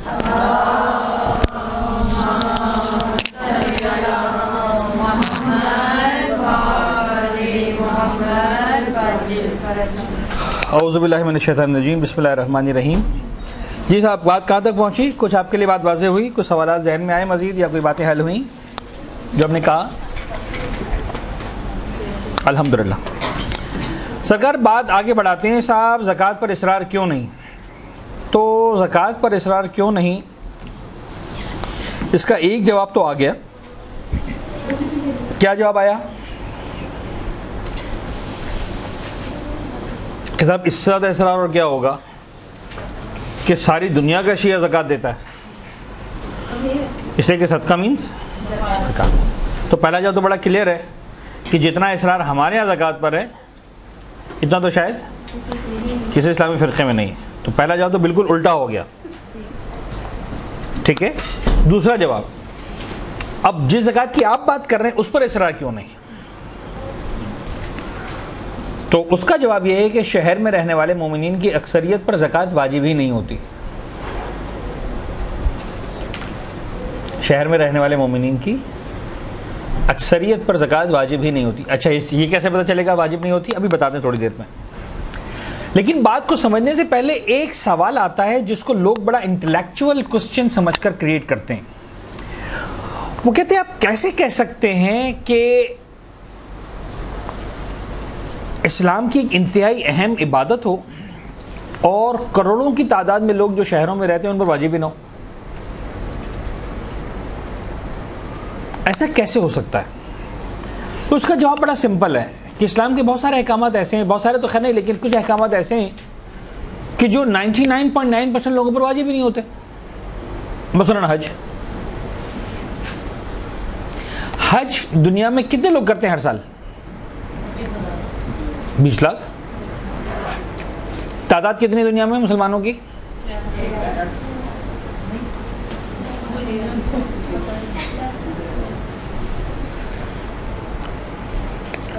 सवाल समझ में आया कि नहीं आया? तादाद मुसलमानों की बहुत है। 1.5-2 अरब के लगभग मुसलमान हैं दुनिया भर में, हज करते हैं 20 लाख। यानी कितने? 0.1%, 1000 में से एक। यानी सऊदी गवर्नमेंट आज के दौर में ऑफिशियली दुनिया भर के मुसलमानों को जो हज पर आने की परमिशन देती, जिसको आप वीज़ा कहते हैं, इट्स नॉट मोर देन 0.1%। यानी पाकिस्तान में अगर 20 करोड़ लोग रहते हैं तो 20 करोड़ का 1% कितना बनता है? 1%, 20 लाख। अगर 1% लोगों को इजाज़त दे तो 20 लाख। सऊदी गवर्नमेंट कितने लोगों को इजाज़त देती है? 2 लाख लोगों को। यानी 0.1, 100 में से एक को नहीं, 1000 में से एक को। तो 999 लोगों पर हज वाजिब ही नहीं होता। यानी 99.9% लोग हज नहीं करते। कितने परसेंट करते हैं? 0.1%। यानी 10 साल तक जब होगा तो कितना हो जाएगा? 1%। जब 10 साल तक लोग हज करेंगे तब कहीं जाकर 1% लोग पाकिस्तान के हज कर पाएंगे। 100 साल तक हज करेंगे तब कहीं जाकर 10% लोग हज कर पाएंगे। और 100 साल में कितनी नस्लें बदल जाती हैं? 4 जनरेशन्स या 5 जनरेशन्स। कहा जाता है कि 20 से 25 साल में जनरेशन बदल जाती है। तो हर जनरेशन की नॉट मोर देन 1% या 2%। यानी दुनिया में जितने मुसलमान हैं, या आप ध्यान में रखिएगा कि 98% मुसलमान ऐसे हैं जो हज वाजिब होने से पहले ही मर जाते हैं। 98%। 2% लोगों पर बड़ी मुश्किल से हज वाजिब होता है और वो कर पाते हैं। तो इस्लाम का एक ऐसा हुक्म जिसकी इतनी ताकीद, इतनी रिवायात, पता नहीं क्या और कर कितने रहे? हर साल कितने कर रहे हैं? 0.1%। यानी हर साल एक ऐसी इबादत है जो खुदा 0.1% लोगों पर वाजिब कर रहा है। 99.9% लोगों पर इबादत वाजिब ही नहीं हो रही। तो इसका मतलब हो सकता है कि एक इबादत बहुत अहम हो, लेकिन उस सारी अहमियत के बावजूद वो 0.1% से ज़्यादा लोगों पर वाजिब ना हो रही हो। तो अगर ज़कात 1% लोगों पर भी वाजिब हो जाए, 99% पर ना हो, तो कोई इसमें ताज्जुब वाली बात नहीं है। तो हमारा जवाब ये दूसरा, पहला जवाब ये है कि ज़कात पर हमसे ज़्यादा असर कोई करता नहीं, इसलिए कि ज़कात मीन्स सदका। दूसरा जवाब ये है कि जो ज़कात की आप बात कर रहे हैं वो शहर में रहने वाले मोमिनीन पर वाजिब ही नहीं होती। और अगर आप फ़ौरन बेचैन होकर सवाल कर देते हैं कि साहब ये कैसे हो सकता है कि कुरान ने इतना इसरार किया हो, 32 मरतबा मसला इस्तेमाल हुआ हो कुरान के अंदर और वो इतने लोगों को वाजिब हो रहा हो, सिर्फ कोई मसला नहीं। हज भी कई मरतबा कुरान में इस्तेमाल हुआ है लफ्ज़, कई सारी आयतें कुरान में हज के बारे में, लेकिन कितने लोगों पर वाजिब होता है? 99% पर वाजिब ही नहीं होता। अब हम डिसाइड करते हैं कि क्यों मोमिनीन पर ज़कात वाजिब नहीं होती शहर में रहने वालों पर। इसलिए कि ज़कात कुल 9 चीज़ों पर वाजिब होती है, और ये अगेन शिया सुन्नी दोनों फ़िक़ों का मसला है, ऐसा नहीं कि सिर्फ हमारा मसला है, कुछ फ़र्क के साथ। पहला और दूसरा वो मोरिद जहाँ पर ज़कात वाजिब होती है वो है सोने के लेन देन में जो राइज सिक्के हैं उन पर ज़कात वाजिब होती है, और चांदी के जो लेन देन में राइज सिक्के हैं उन पर ज़कात वाजिब होती है। आज की दुनिया में हर जगह करेंसी नोट इस्तेमाल हो रहे हैं, क्रेडिट कार्ड इस्तेमाल हो रहे हैं और दूसरी पेपर करेंसीज इस्तेमाल हो रही। तो दुनिया में कहीं पर भी सोने के वो सिक्के नहीं हैं जो राइज लेन देन में इस्तेमाल होते हों, या चांदी के वो सिक्के नहीं हैं जो राइज लेन देन में इस्तेमाल होते हों। आज करेंसी का मोड कंप्लीटली तब्दील हो चुका है। तो दुनिया में किसी भी इंसान के पास चूंकि वो सिस्टम ही एग्जिस्ट नहीं कर रहा कि जिसमें लेन देन राइज हो सोने चांदी के सिक्कों पर, वो नहीं रहा। अब यहां पर एक चीज है जिसको आप कहते हैं भाई अक्ल, हम अपनी अक्ल लगाएंगे, अक्ल लगाएंगे और अक्ल लगाकर कहेंगे कि साहब पैगंबर के दौर में सोने चांदी के सिक्के थे, आज पाकिस्तानी रुपीज़ हैं, उस वक्त जो लेन देन था उसको होता था उस पर ज़कात दो, आज जो है रुपीज़ से होता है रुपीज़ से ज़कात दो। सही, ये सवाल आना चाहिए। इसको हम कहते हैं क़यास, और दीन अहले बैत में क़यास लगाने की इजाज़त नहीं है, अपनी अक्ल लगाने की इजाज़त नहीं है। और अगेन ये वो चैप्टर है या वो टॉपिक है कि जिस पर बहुत डिटेल रिसर्च हुई है, यानी अब थोड़ा सा आगे बढ़ेंगे तो बात समझ में आएगी। नंबर 1 और 2 हो गया, अब जरा 3, 4 और 5 को देखें। यानी इसको हम अपनी तलिब इल्म की ज़बान में कहते हैं नकदैन, यानी सोने और चांदी के सिक्के, अनाम सलासा 3 जानवर, गल्लात अरबा 4 खाने पीने की चीज़ें। तो 2 चीज़ें हो गई, सोने चांदी के सिक्के। अब आइए 3 जानवर, ऊंट गाय भेड़। ज़कात वाजिब है कितनी चीज़ों पर? मजीद 3 चीज़ों पर, 3 जानवरों पर, सॉरी। ऊंट पर ज़कात है, गाय पर ज़कात है, भेड़ पर ज़कात है। डिटेल है इसकी, कितने ऊँट हो तो एक ज़कात वाजिब होगी और कितनी गायें हो तुम्हारे पास तो कितनी भेड़ हो। फार्मिंग, यानी असल मसला ये है कि आप एक ऊँट चलाते हैं उसकी बात नहीं हो रही। अगर आप ऊँटों की फार्मिंग करते हैं तो आप पर ज़कात वाजिब होगी, अगर आप गायों की फार्मिंग करते हैं काउस की तो आप पर ज़कात वाजिब होगी, अगर आप भेड़ों की फार्मिंग करते हैं तो ज़कात वाजिब होगी। अब जनाब अली पैगंबर का दौर ख़त्म हुआ, अभी तक खिलाफत राशिदा का दौर चल रहा था और ईरान फतह हुआ और ईरान से जनाब अली घोड़े आए मुसलमानों के पास। उस वक्त अरब में इतने ज़्यादा घोड़े थे कम थे, बहुत ज़्यादा नहीं होते थे। ज़्यादातर क्या होते थे इराक़ में, सऊदीया में, इन्हें हिजाज़ में क्या होता था? ऊँट होते थे। पहली मरतबा घोड़े आए, जब घोड़ों की रेल पेल हुई तो फिर खलीफा ने कहा कि सब घोड़ों पर भी ज़कात दो, और उस वक्त अइम्मा ताहरीन ने मुखालिफत की। ये पैगंबर फरमा के गए वही ऊँट गाय भेड़ ख़त्म। वरना कयास के एतबार से क्या होना चाहिए था कि जब तक ऊँट गाय थे तब तक ऊँट गाय पे दो। पाकिस्तान इंडिया में भैंसों का दूध होता है तो साहब भैंस पर दो, ईरान में मसलन घोड़े ज़्यादा होते हैं घोड़ों पर दो, फला जगह पर खच्चर ज़्यादा होते हैं खच्चर पर दो, फला जगह गधे ज़्यादा होते हैं, तो फिर सबसे ज़्यादा ज़कात पाकिस्तान में निकलती। ठीक है, लेकिन क्या कहा? ऊँट गाय भेड़। जहां पर भी इसे एक्सीड करने की बात की अइम्मा ने मुखालिफत की, का कयास से कयास की इजाज़त नहीं देंगे। लिहाजा अगर एक शख्स घोड़ों की फार्मिंग करता है उसके बाद 1000 घोड़े हो ज़कात वाजिब नहीं है, 5 ऊँट हो ज़कात वाजिब, ज़कात नहीं देनी, घोड़ों पर फार्मिंग करो। क्लियर हो रही बात? तो 3 जानवर, कौन से जानवर? ऊँट गाय भेड़, कयास ही चलेगा। 4 खाने पीने की चीज़ें, गंदम जौ खजूर किशमिश, ख़त्म। अब एक आदमी आलू उगाता है मिसाल के तौर पर, बेतहाशा उगाता है, कोई ज़कात नहीं देनी उसको। जैसे गंदम पर है, जौ पर है, खजूर पर है, किशमिश पर है। एक आदमी अनार उगाता है, एक आदमी टमाटर उगाता है, एक आदमी प्याज उगाता है, कितनी उगानी होगा। पाकिस्तान में आमों की फार्मिंग होती है, किन्नू की फार्मिंग होती है, जो भी होता है होता रहे, आलू की फार्मिंग होती रहे, सैकड़ों हजारों एकड़ पर फार्मिंग हो रही है, 4 चीजें खाने की। तो जिस तरह हम 4 खाने की चीजों पर 5वीं चीज ऐड नहीं करते, चाहे आपका इलाका वो जहां पर चावल, वैसे बांग्लादेश है, पानी इतना ज्यादा है कि वहां पर सबसे ज्यादा फार्मिंग चावल की होती है। बांग्लादेश में लोग हत्ता ब्रेकफास्ट के अंदर जो है चावल खाना पसंद करते हैं, इतना ज्यादा आदी हो चावल खाने के, होती रहे, ज़कात वाजिब नहीं। ज़कात 4 गल्लों पर है, गंदम, जौ, खजूर, किशमिश।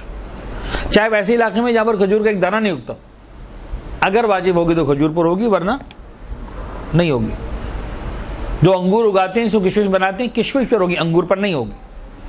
जौ, गंदम, जौ, खजूर, किशमिश, 4 चीजें खत्म।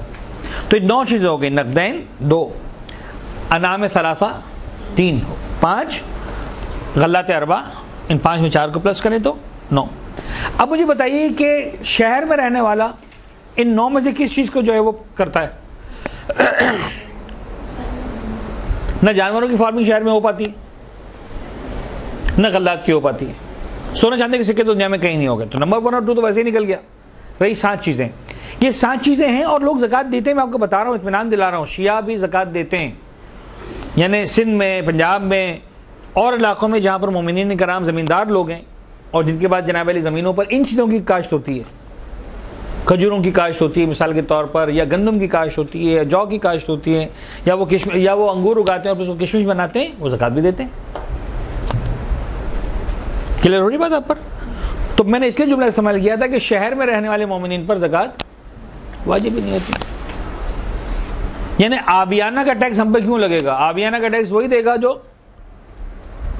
मिसाल के तौर पर गाँव में रह रहा है और अपने गाँव की खेती बाड़ी कर रहा था, वो आबियाना दे। अब कराची में कहीं है ही नहीं, सब कराची वाले आबियाना नहीं देते। सब क्यों नहीं देते? इसलिए कि हम ज़मीनें भी नहीं रखते उस तरह से। हमको 120 गज मिल जाए बहुत बड़ी बात है, तुम एकड़ों की बात करते हो। तो जिन्होंने पाली भी 100 सैकड़ों एकड़ ज़मीन पानी वो दें आबियाना, हम नहीं देते मिसाल। तो एक होता है कि शहर में रहने वाले पर जो है वो ज़कात वाजिब नहीं होती, इसलिए वाजिब नहीं होती कि ज़कात कुल 9 चीज़ों पर वाजिब है, वो आम तौर पर शहर में नहीं होती है। अब आ जाती है खुम्स पर। खुम्स भी हम जो है वो तफसील में नहीं जाएंगे, इसलिए कि इस वक्त मुझे खुम्स को डिस्कस नहीं करना।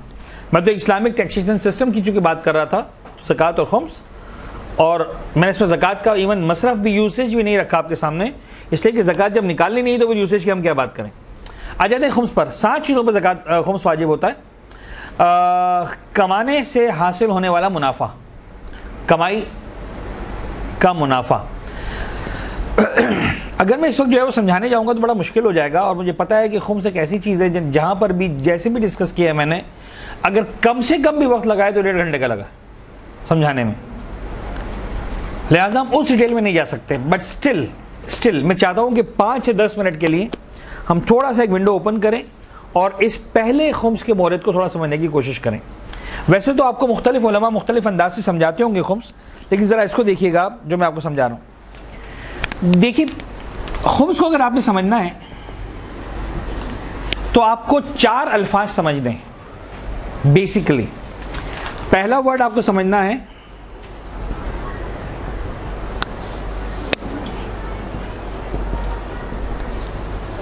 कमाई, ठीक है? ये लफ्ज़ समझ में आने के बाद आपको दूसरा लफ्ज़ समझना है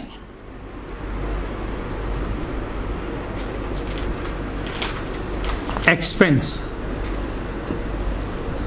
इखराजात कह लें या कह लें खर्चा, ठीक है?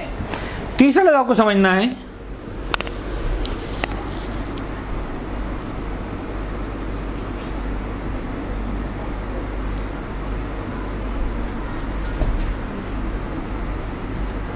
बचत। जो कुछ भी आप कमाते हैं पूरा साल। और चौथा लफ्ज़ समझना है साल। जो कुछ भी आप पूरा साल कमाते हैं, किसी भी तरीके से, या ज़्यादा बेहतर अल्फाज में कहूँ किसी भी हलाल तरीके से, चोरी डाका उसकी हम बात नहीं कर रहा, ठीक है। जो हलाल तरीके से कमाते हैं ये आपकी इनकम है, कमाइए।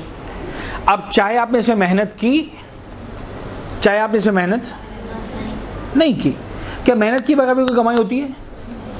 यस होती है। जब आप बर्थडे मनाते हैं तो आपको लोग आके गिफ्ट देते हैं, इसमें आपकी क्या मेहनत थी? सिवाय इसके क्या पैदा हो गए, और वो भी पता नहीं कितने साल पहले पैदा हुए थे, फिर भी कहते लो भाई मुबारक हो, राइट। तो बाज़ औकात ओके, समझाना ये है कि जो भी आप कमा रहे हैं, चाहे आपके अब्बू आपको खर्ची दे रहे हैं, चाहे आपका शौहर आपको जेब खर्च दे रहा है, चाहे आपको आपकी अम्मा गिफ्ट दे रही हैं, चाहे ईदी मिल रही है, चाहे रमज़ान में आपका प्राइज़ निकला, चाहे जीतो पाकिस्तान में आपको मोटरसाइकिल मिली, चाहे कुछ भी हुआ, प्राइज़ हर चीज़, हर वो चीज़ जो आपके मिल्कियत में आ रही है, दैट इज इनकम। हलाल तरीके की बात कर रहे हैं। तो फिर गिफ्ट आ गए, ट्यूशन्स आ गए, आपने किचन का काम किया, आपने किसी को कपड़े धोकर दिया, आपने किसी के अमासी का काम किया, आपने जनाब ट्यूशन पढ़ाई, आपने टीचिंग की, आपने बिजनेस किया, whatever you have did and that was हलाल and that earn you money is your income. Whether you have given your services, आपने जो है वो मिसाल के तौर पर कुछ नहीं किया, सर्विसेज दी, आपने मिसाल के तौर पर कोई चीज़ मेहनत की, मजदूरी की, वॉट एवर, या चाहे आपने कुछ भी नहीं किया, फ्री में आपको किसी ने कहा लो भाई ईदी, तो आपका क्या कमाल है इसके अंदर? फिर आपका कमाल सिर्फ ये कि आप बड़े नहीं हुए बच्चे, आपको ईदी मिल गई, होता नहीं कि नहीं होता। तो ये हर चीज़ क्या है आपकी इनकम। इनकम आने के बाद once you decided your income, अब ये जो इनकम है जब साल मुकम्मल होगा तो या वो इनकम आपका एक्सपेंस बनेगी या वो इनकम आपका सेविंग बनेगी। तीसरा डब्बा नहीं है इस्लाम के पास। जो इनकम बनी या वो खर्चा बन गई या वो बचत बन गई, there is no third option. Okay, कोई टिश्यू वगैरह है आपके पास? There is no third option. Thank you, please एक दो एक सलवात पढ़ लें आप लोग उस वक्त।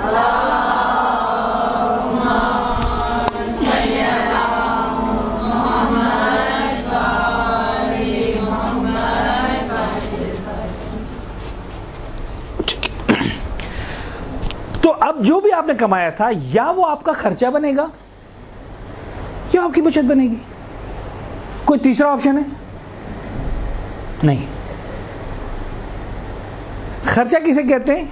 जो आपने अपनी ज़ात पर रहना, सहना, ओढ़ना, बिछोना, खाना पीना खर्च किया, मजलिस करवाई, हज पे गए, उम्रे पे गए, ज़ियारत पे गए, तोहफा दिया, शादी का गिफ्ट दिया, बर्थडे का गिफ्ट दिया, दोस्तों को बैठ दिया, खो गया, छिन गया, ये सब आपके खर्चा है। गिर गया, टूट गया, सब आपका खर्चा है। स्त्री की कपड़ा जल गया, ये भी खर्चा है। जो आपने कर लिया खर्चा है अपने ऊपर, ठीक है। जो अपने ऊपर नहीं किया वो बचत है। फिर चाहे बचत वो कपड़े की सूरत में हो, आपने एक सूट खरीदा नहीं पहना, ये बचत है। आपने परफ्यूम की खरीदा इस्तेमाल नहीं किया, बचत है। आपने लिपस्टिक खरीदी आधी बच गई, बचत है। क्लियर हो रही बात? आपके पास पैसे रखे थे, बचत है। आपने पैसे का बॉन्ड खरीद लिया, बचत है। आपने मसला इन्वेस्टमेंट करके जो है वो प्लॉट खरीद लिया, बचत है। आपने एक्स्ट्रा मकान खरीद के किराए पे लगा दिया, बचत है। ये अखराजात नहीं माने जाएंगे, ये सब चीज़ें क्या मानी जाएंगी? बचत। जो आपने अपने रहने सहने, खाने पीने, ओढ़ने बिछोने, ज़िंदगी पे खर्च किया, वो आपका खर्चा है। जो आपने बचाया, चाहे किसी भी मोड में बचाया, सोने का सिक्का ले लिया, प्लॉट ले लिया, मकान ले लिया, कपड़ा ले लिया, बॉन्ड ले लिए, सर्टिफिकेट ले लिए, शेयर्स ले लिए, whatever sort of saving, investment, all these things are बचत। इसलिए कि या वो खर्चा है या वो, तीसरा ऑप्शन नहीं है। साल के एंड पर जो चीज़ बचत में आ गई उसका 20% आपको क्या देना है? ज़कात के तौर पर देना है। द वर्ड खुम्स मीन्स 20%, नुस्फ ऑफ, सुल्स 1/3, रुब 1/4, खुम्स 1/5।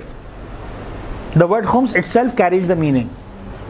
रुब यानी चौथा हिस्सा, सुल्स यानी तीसरा हिस्सा, नुस्फ यानी आधा हिस्सा, खुम्स यानी पांचवा हिस्सा, सुदुस यानी छठा हिस्सा, सुबह यानी सातवां हिस्सा अरबी ज़बान के अतबार से। तो लफ्ज़ खुम्स खमसा से निकला है। खुम्स यानी पांचवा हिस्सा, 20%, दैट्स इट।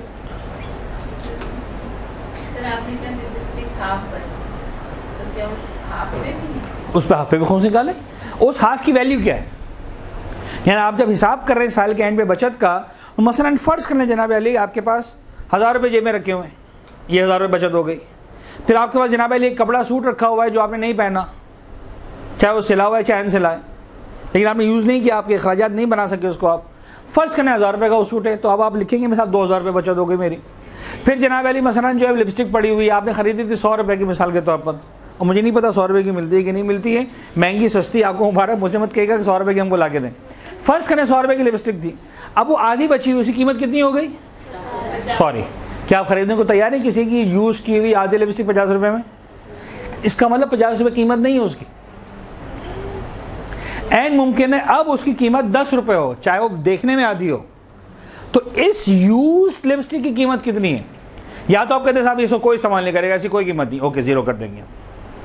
और अगर आप कहते हैं कि नहीं इसको अभी भी 10 रुपये में भी बिक जाएगी है, तो 50 रुपये हो जाएगी, 2010 रुपये।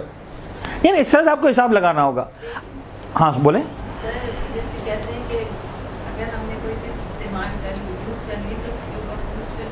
हाँ अगेन बहुत अच्छा सवाल पूछा आपने। इस्तेमाल हर चीज़ का डिपेंड करता है उस चीज़ पर। देखिए कुछ चीज़ों का इस्तेमाल ये होता है कि उसे खा लिया जाए, खाने पीने की चीज़। तो अगर आपके घर में चीनी पड़ी हुई है, आपने इसको इस्तेमाल वो पड़ी हुई है, इसका मतलब इस्तेमाल नहीं हुई। इस्तेमाल हुई तो ख़त्म हो गई होती, ना पड़ी होती। सोफ़े का इस्तेमाल ये नहीं कि खा लिया जाए, सोफ़े का इस्तेमाल है कि उसे बैठ जाया जाए। तो चाहे आपके घर में सोफ़ा पड़ा हुआ है, उसका खौफ नहीं देना। इतना बड़ा सोफ़ा रखा हुआ है, उसका खौफ नहीं देना। इतनी सी चीनी रखी उसका देना है, इसलिए कि सोफ़े का इस्तेमाल और है, चीनी का इस्तेमाल और है।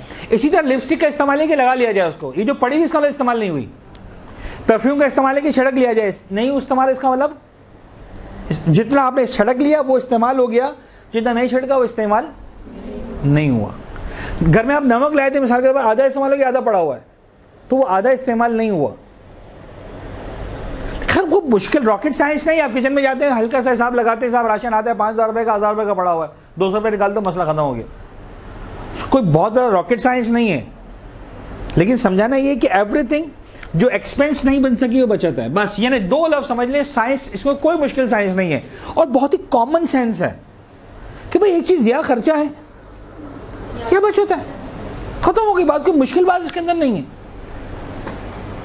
या तो इस्लाम उसको कहेगा, क्योंकि इनकम नहीं रहेगी, यानी ये चीज़ डेफिनेटली या इसमें जाएगी या इसमें जाएगी, तीसरा रास्ता नहीं है इसके पास।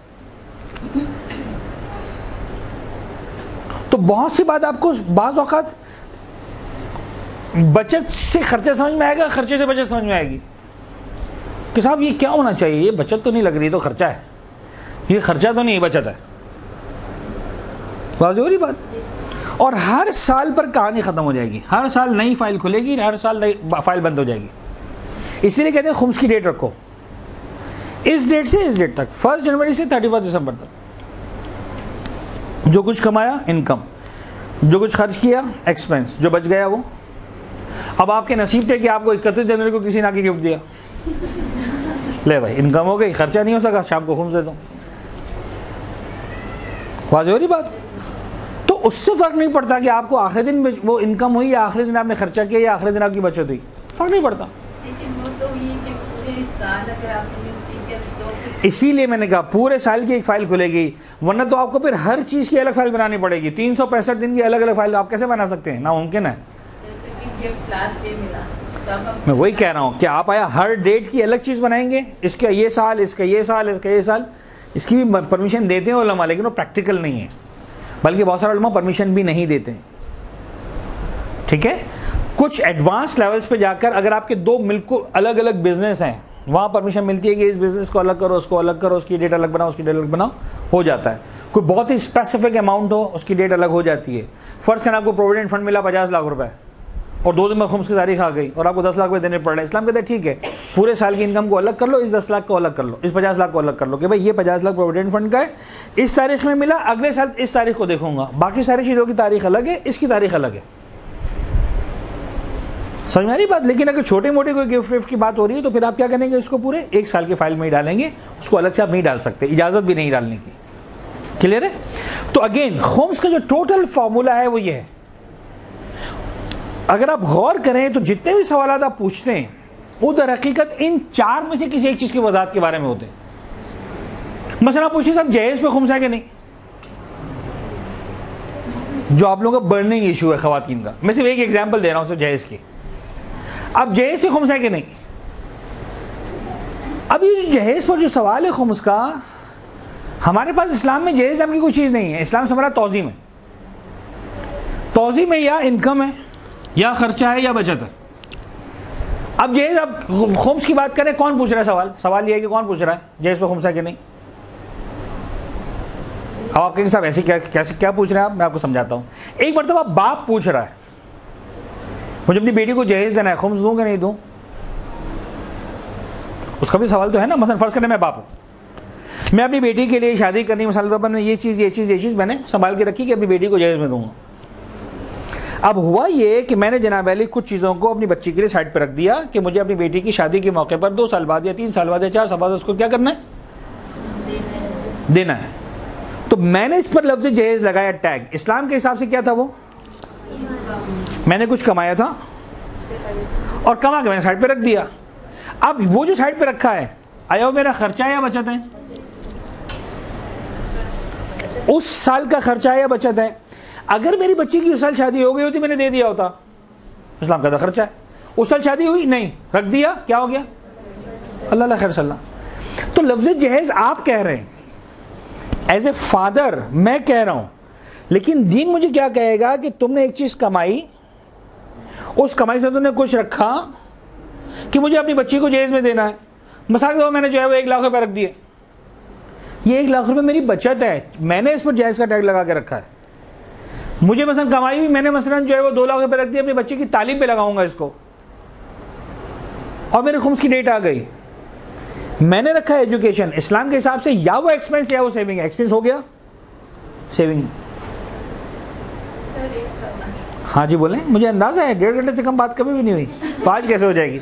हाँ मैंने जो है जहेज के हवाले से एक और मौलाना साहब से बात की थी एक पहलगाम में, तो उन्होंने ये कहा था कि जो माशरे में अगर राय है कि इतनी लिमिट आपकी हैसियत के हिसाब से, मैं बता रहा हूँ, आ रहा हूँ, वहाँ पर आ रहा हूँ।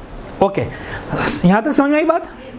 तो मैंने चाहे एजुकेशन के लिए रखे, चाहे मैंने हज के लिए रखे, चाहे मैंने उम्रे के लिए रखे, चाहे ज़ियारत के लिए रखे, चाहे जहेज के लिए रखे, चाहे इलाज के लिए रखे, चाहे मकान की रेनोवेशन के लिए रखे, अगर मैंने रखे और खुम्स की डेट आ गई तो वो इखराजात नहीं है, वो क्या है? बचत है।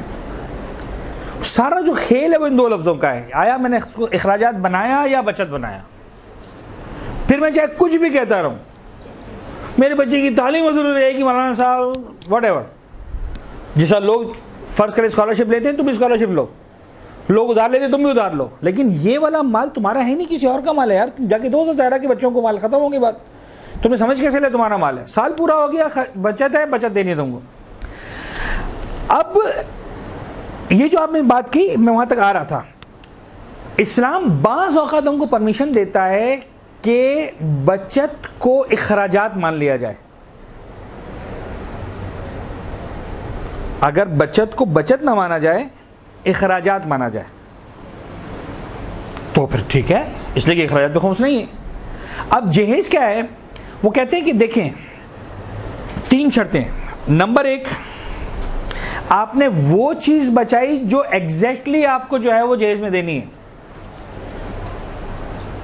मसलन मैंने एक इस्त्री खरीद के रख ली कि अब यही वाले से अपनी बेटी को दूंगा, कैश रखा नहीं, पहली शर्त। जो चीज देनी जहेज में वही खरीद ली। नंबर 2,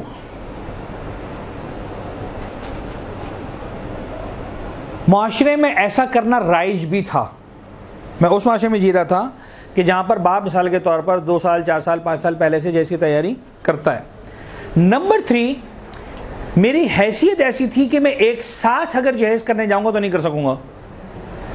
तो 3 शर्तें मुझ पर लागू होती थी कि भाई मेरी हैसियत ऐसी नहीं थी, मेरे माशरे में राइज था और मैंने एग्जैक्टली वही चीज लेके रखी जो मुझे देनी है। तो फिर इस्लाम कहता है कि ठीक है, इसको हम बचत नहीं मानेंगे, खर्चा मानेंगे। तो अब अगर जहेज के लिए डिनर सेट देना था और डिनर सेट ही रखा, इस्त्री देनी थी और इस्त्री ही रखी, जूसर मशीन देना था और वही जूसर मशीन लेके रख दिया आज, फिर चाहे 4 साल बाद उसका मॉडल पुराना हो जाएगा, लेकिन यही दूंगा, तो फिर वो अखराजात मानेगा। लेकिन अगर मैं 2 लाख रुपए लेके अलग रख लूँ, मुझे पता है मैंने एग्जाम्पल क्या दी थी, पहले मैंने एग्जाम्पल कैश की दी थी। मैंने कैश लेके रख दिया कि साहब ये कैश जो है वो जहेज के लिए, किसी सूरत में इस पर खुम्स माफ नहीं हो सकता। वाज़ हो रही बात?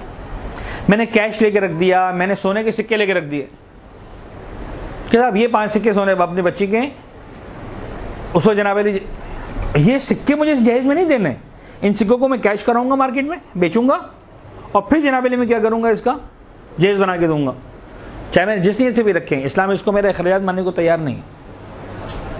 तो एक कानून है और वो कानून जहेज के लिए नहीं है, टोटली हर वो चीज़ जो आपके माशरे के अतबार से आप करते हो, अपनी हैसियत के मुताबिक करते हो और वही खर्चा करते हो जो आपको एक्चुअली बाद में करना था।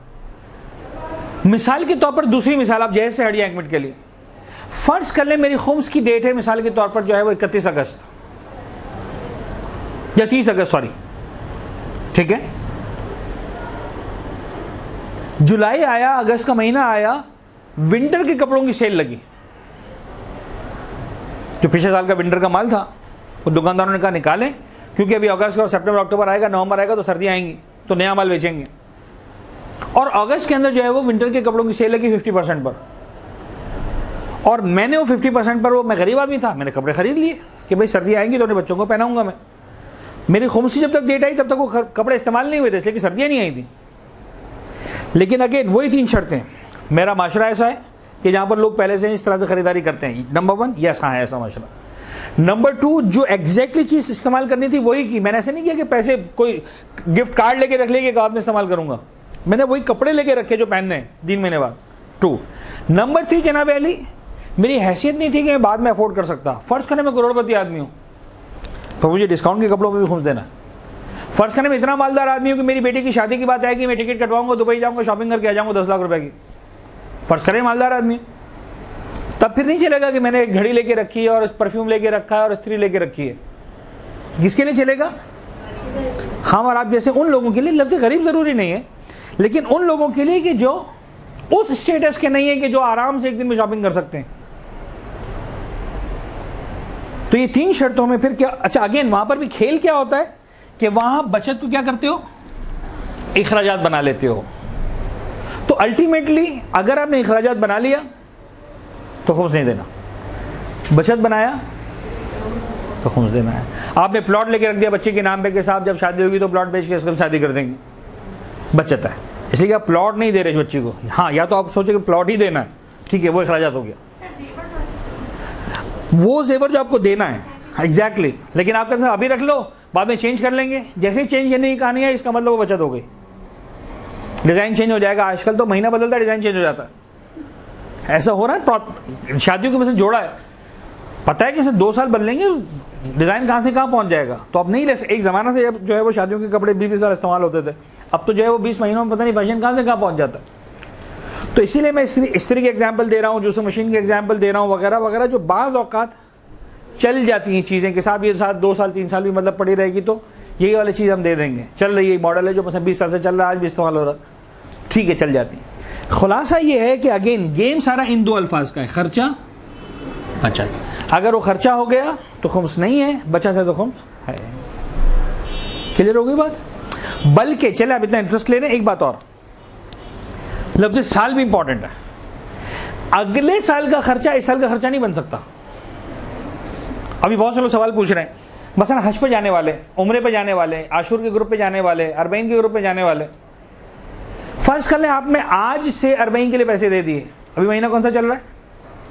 शव्वाल का चल रहा है, ज़िलक़ादा, ज़िलहज्जा, मुहर्रम, सफ़र, 4 महीने बाद आपको खर्चात करने, और अगले महीने आपकी खुम्स की डेट आ रही है, जबकि आप 1.5 लाख रुपए अरबईन के अभी से दे चुके हैं। लेकिन आपने दे चुके हैं, खर्चा बन गया या सेविंग बनी? इस साल का खर्चा नहीं बना है, वो खर्चा अगले साल का खर्चा है। अब अगले साल के खर्चे को इस साल का खर्चा काउंट नहीं कर सकते, चाहे आपने दे दिए, खर्च नहीं हुआ अब तक। हाँ, अभी तक आपने इस्तेमाल नहीं किया, वो सिर्फ इतना हुआ कि आपकी जेब से निकल कर उसकी जेब में चले गए, लेकिन है आपकी बचत। आपको 365 दिन का खर्चा 365 दिन काउंट करना है। 370वें दिन का खर्चा आप इस 365 में चार्ज नहीं कर सकते। वो आपके अगले साल की बचत में तो आ सकता है, इस साल की बचत में, सॉरी अगले साल के खर्चे में तो आ सकता है, इस साल के खर्चे में नहीं आ सकता। जी जी, जो हम अपने बच्चों वगैरह की बीमा पॉलिसी कराते हैं, सब आपके ख्याल में खर्चा है या सेविंग है? खत्म हो गई बात, सिंपल। हाँ जी, अब सेविंग्स के ऊपर, हाँ वो वाली सेविंग्स जो आपके हाथ में नहीं है, उसमें इस्लाम आपको परमिशन देता है कि जब तुम्हारे हाथ में आए तब दे देना, यानी वाजिब है, आपको डिले की परमिशन है। जस्ट लाइक लोन्स, फर्ज के जनाब आपने 10,000 रुपये किसी को कर्जा दे के रखा है और आपके पास साल के आखिर में 90,000 रुपये बचे, उस 10,000 को काउंट करते हैं तो लाख रुपए हो जाते हैं, हाथ में 90,000 रुपये, तो आप पर खुम्स लाख रुपए का वाजिब है। इस्लाम कहता है 90,000 का अभी दे दो, 10,000 का चाहो तो भी अभी दे दो, और 10,000 में ये भी कर सकते हो कि उस 10,000 का खुम्स बचा के रखो 2,000 रुपये, जब वो आएंगे तब दे देना। हाँ तो ख़त्म। इस्लाम कहता है ठीक है तो मत दो, आए तो देना वरना मत देना, वाज़ेह बात। तो इसमें आपको परमिशन मिल जाएगी डिले करने की, लेकिन जो इन सारी बातों के बाद अगेन आप जो भी लफ्ज़ लेकर आए, बीमा, जहेज, इन्वेस्टमेंट, पता नहीं क्या जो अल्फाज भी लेकर आए, इन दो में से एक जगह जाएगी। आप, मैं चाह रहा हूँ कि मैं आपको वो फार्मूला देकर जाऊँ जो आपके लिए बहुत सिंपल हो जाए खुम्स को समझना। आप सिर्फ अपने आपसे सवाल करें कि ये मेरा अखराजात है इस साल का या सेविंग है। अगर अखराजात है तो खुम्स वाजिब नहीं है, सेविंग है तो खुम्स वाजिब है। लेकिन एक मसला है ना, अब जैसे बीमा पॉलिसी की बात की, हम कोई प्लॉट लेते हैं, ठीक है, हम अपनी सेविंग से पैसे किस्तों में जमा करा रहे हैं, जब हमें वो रिटर्न मिलेगा, चाहे साल बाद मिले या 20 साल बाद मिले, वो अमाउंट हमें 4 गुना या 5 गुना ज़्यादा मिलेगा, हम किस हिसाब से देंगे? सेविंग से देंगे या वो जो हमें अमाउंट बाद में मिलेगा उससे देंगे? अहसंत।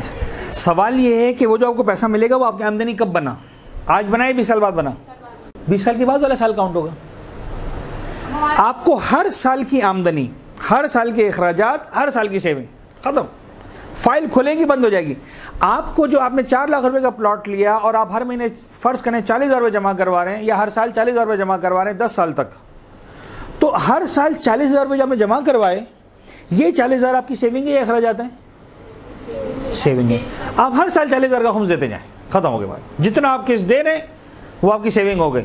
यानी आपने कमाया पूरे साल में, मिसाल के तौर पर 5 लाख रुपए, आपने 4 लाख रुपए अपने घर पे खर्च किए, 40,000 रुपये आपने हर साल जो है वो आपने प्लॉट के पैसे दे दिए, बचे 60,000 रुपये। आपको 60,000 का खुम्स नहीं देना, आपको 1 लाख का देना है, इसलिए कि 40,000 आपकी वो भी सेविंग थी। आप हर साल खुम्स देते रहे। 10 साल के बाद जब वो प्लॉट 4 लाख का था, वो हो गया मिसाल के तौर पर 20 लाख रुपए का। वो प्लॉट आप उसका पूरा पूरा खुम्स दे चुके हैं, आपको उसका खुम्स नहीं देना। 10 साल नहीं, आपने 20 साल बाद वो प्लॉट बेचा, और जब 20 साल बाद प्लॉट बेचा तो वो 40 का नहीं, वो 80 लाख रुपए का हो चुका था, या एक फर्ज करें करोड़ रुपए का हो चुका था। आपने उसमें से 4 लाख रुपए का खुम्स दे दिया है। अब जब आपने 1 करोड़ रुपए का बेचा तो आपको 96 लाख रुपए एक्स्ट्रा मिले। जब आपने बेचा उस वक्त वो 96 लाख रुपए आपकी आमदनी बनी। अब वो 4 लाख रुपए सेफ थे, उसमें 4 लाख का खुम्स निकल चुका, आपको खुम्स नहीं देना। वो जो 96 लाख रुपए थे, साल के एंड तक अगर वो अखराजात बन गए, खुम्स नहीं देना, सेविंग बन के देना। अगर थ्रू आउट हर साल जो हमने जमा कराते हैं उसमें खुम्स नहीं निकाला, तो जो एक्चुअल अमाउंट हमने पे की थी उसका खुम्स आज निकाल दें। जो डिफरेंस आपको मिलेगा उस वक्त आप मालिक बनेंगे, वो आमदनी उस वक्त बनेगी, अभी आमदनी बनी नहीं है आपकी। अब आपको समझ में आया कि जितने भी सवाल हैं दरहकीकत तो इन 3 अल्फाज के गिर्द घूमते हैं। चाहे आप कुछ भी सवाल लेकर आ जाए, एक्चुअली आपको समझना सिर्फ ये है कि वो सवाल यहां पर हिट कर रहा है कि यहां पर हिट कर रहा है कि यहां पर हिट कर रहा है। और अगर आप ये वाली बात समझने में कामयाब हो गए, जो खुम्स आपको मुश्किल तरीन लगता है वो आसान तरीन लगने लगेगा। मेरे ख्याल में खुम्स इससे ज़्यादा आसान तरीके से नहीं समझाया जा सकता। या समझना आसान है, निकालना वो एक और बात है। Okay okay. तो सरकार, कमाने से हासिल होने वाला मुनाफा। नंबर 2, कान। ये जो आपके कान है, नहीं, इस कान से हमारा माइंस, ठीक है। दफीना, तो अगेन हर एक का अपना निसाब है, हर एक की अपनी डिटेल्स हैं। कान वान हमारे अभी आजकल शहरों में नहीं निकलती, ज़मीरों पे निकलती है, तो ठीक है। दफीना यानी दफीना बहुत सिंपल, मैं आपको बताऊं कि आज से तकरीबन 100-150 साल पहले तक इंसानों के पास जो पैसा होता था वो कहाँ रखते थे?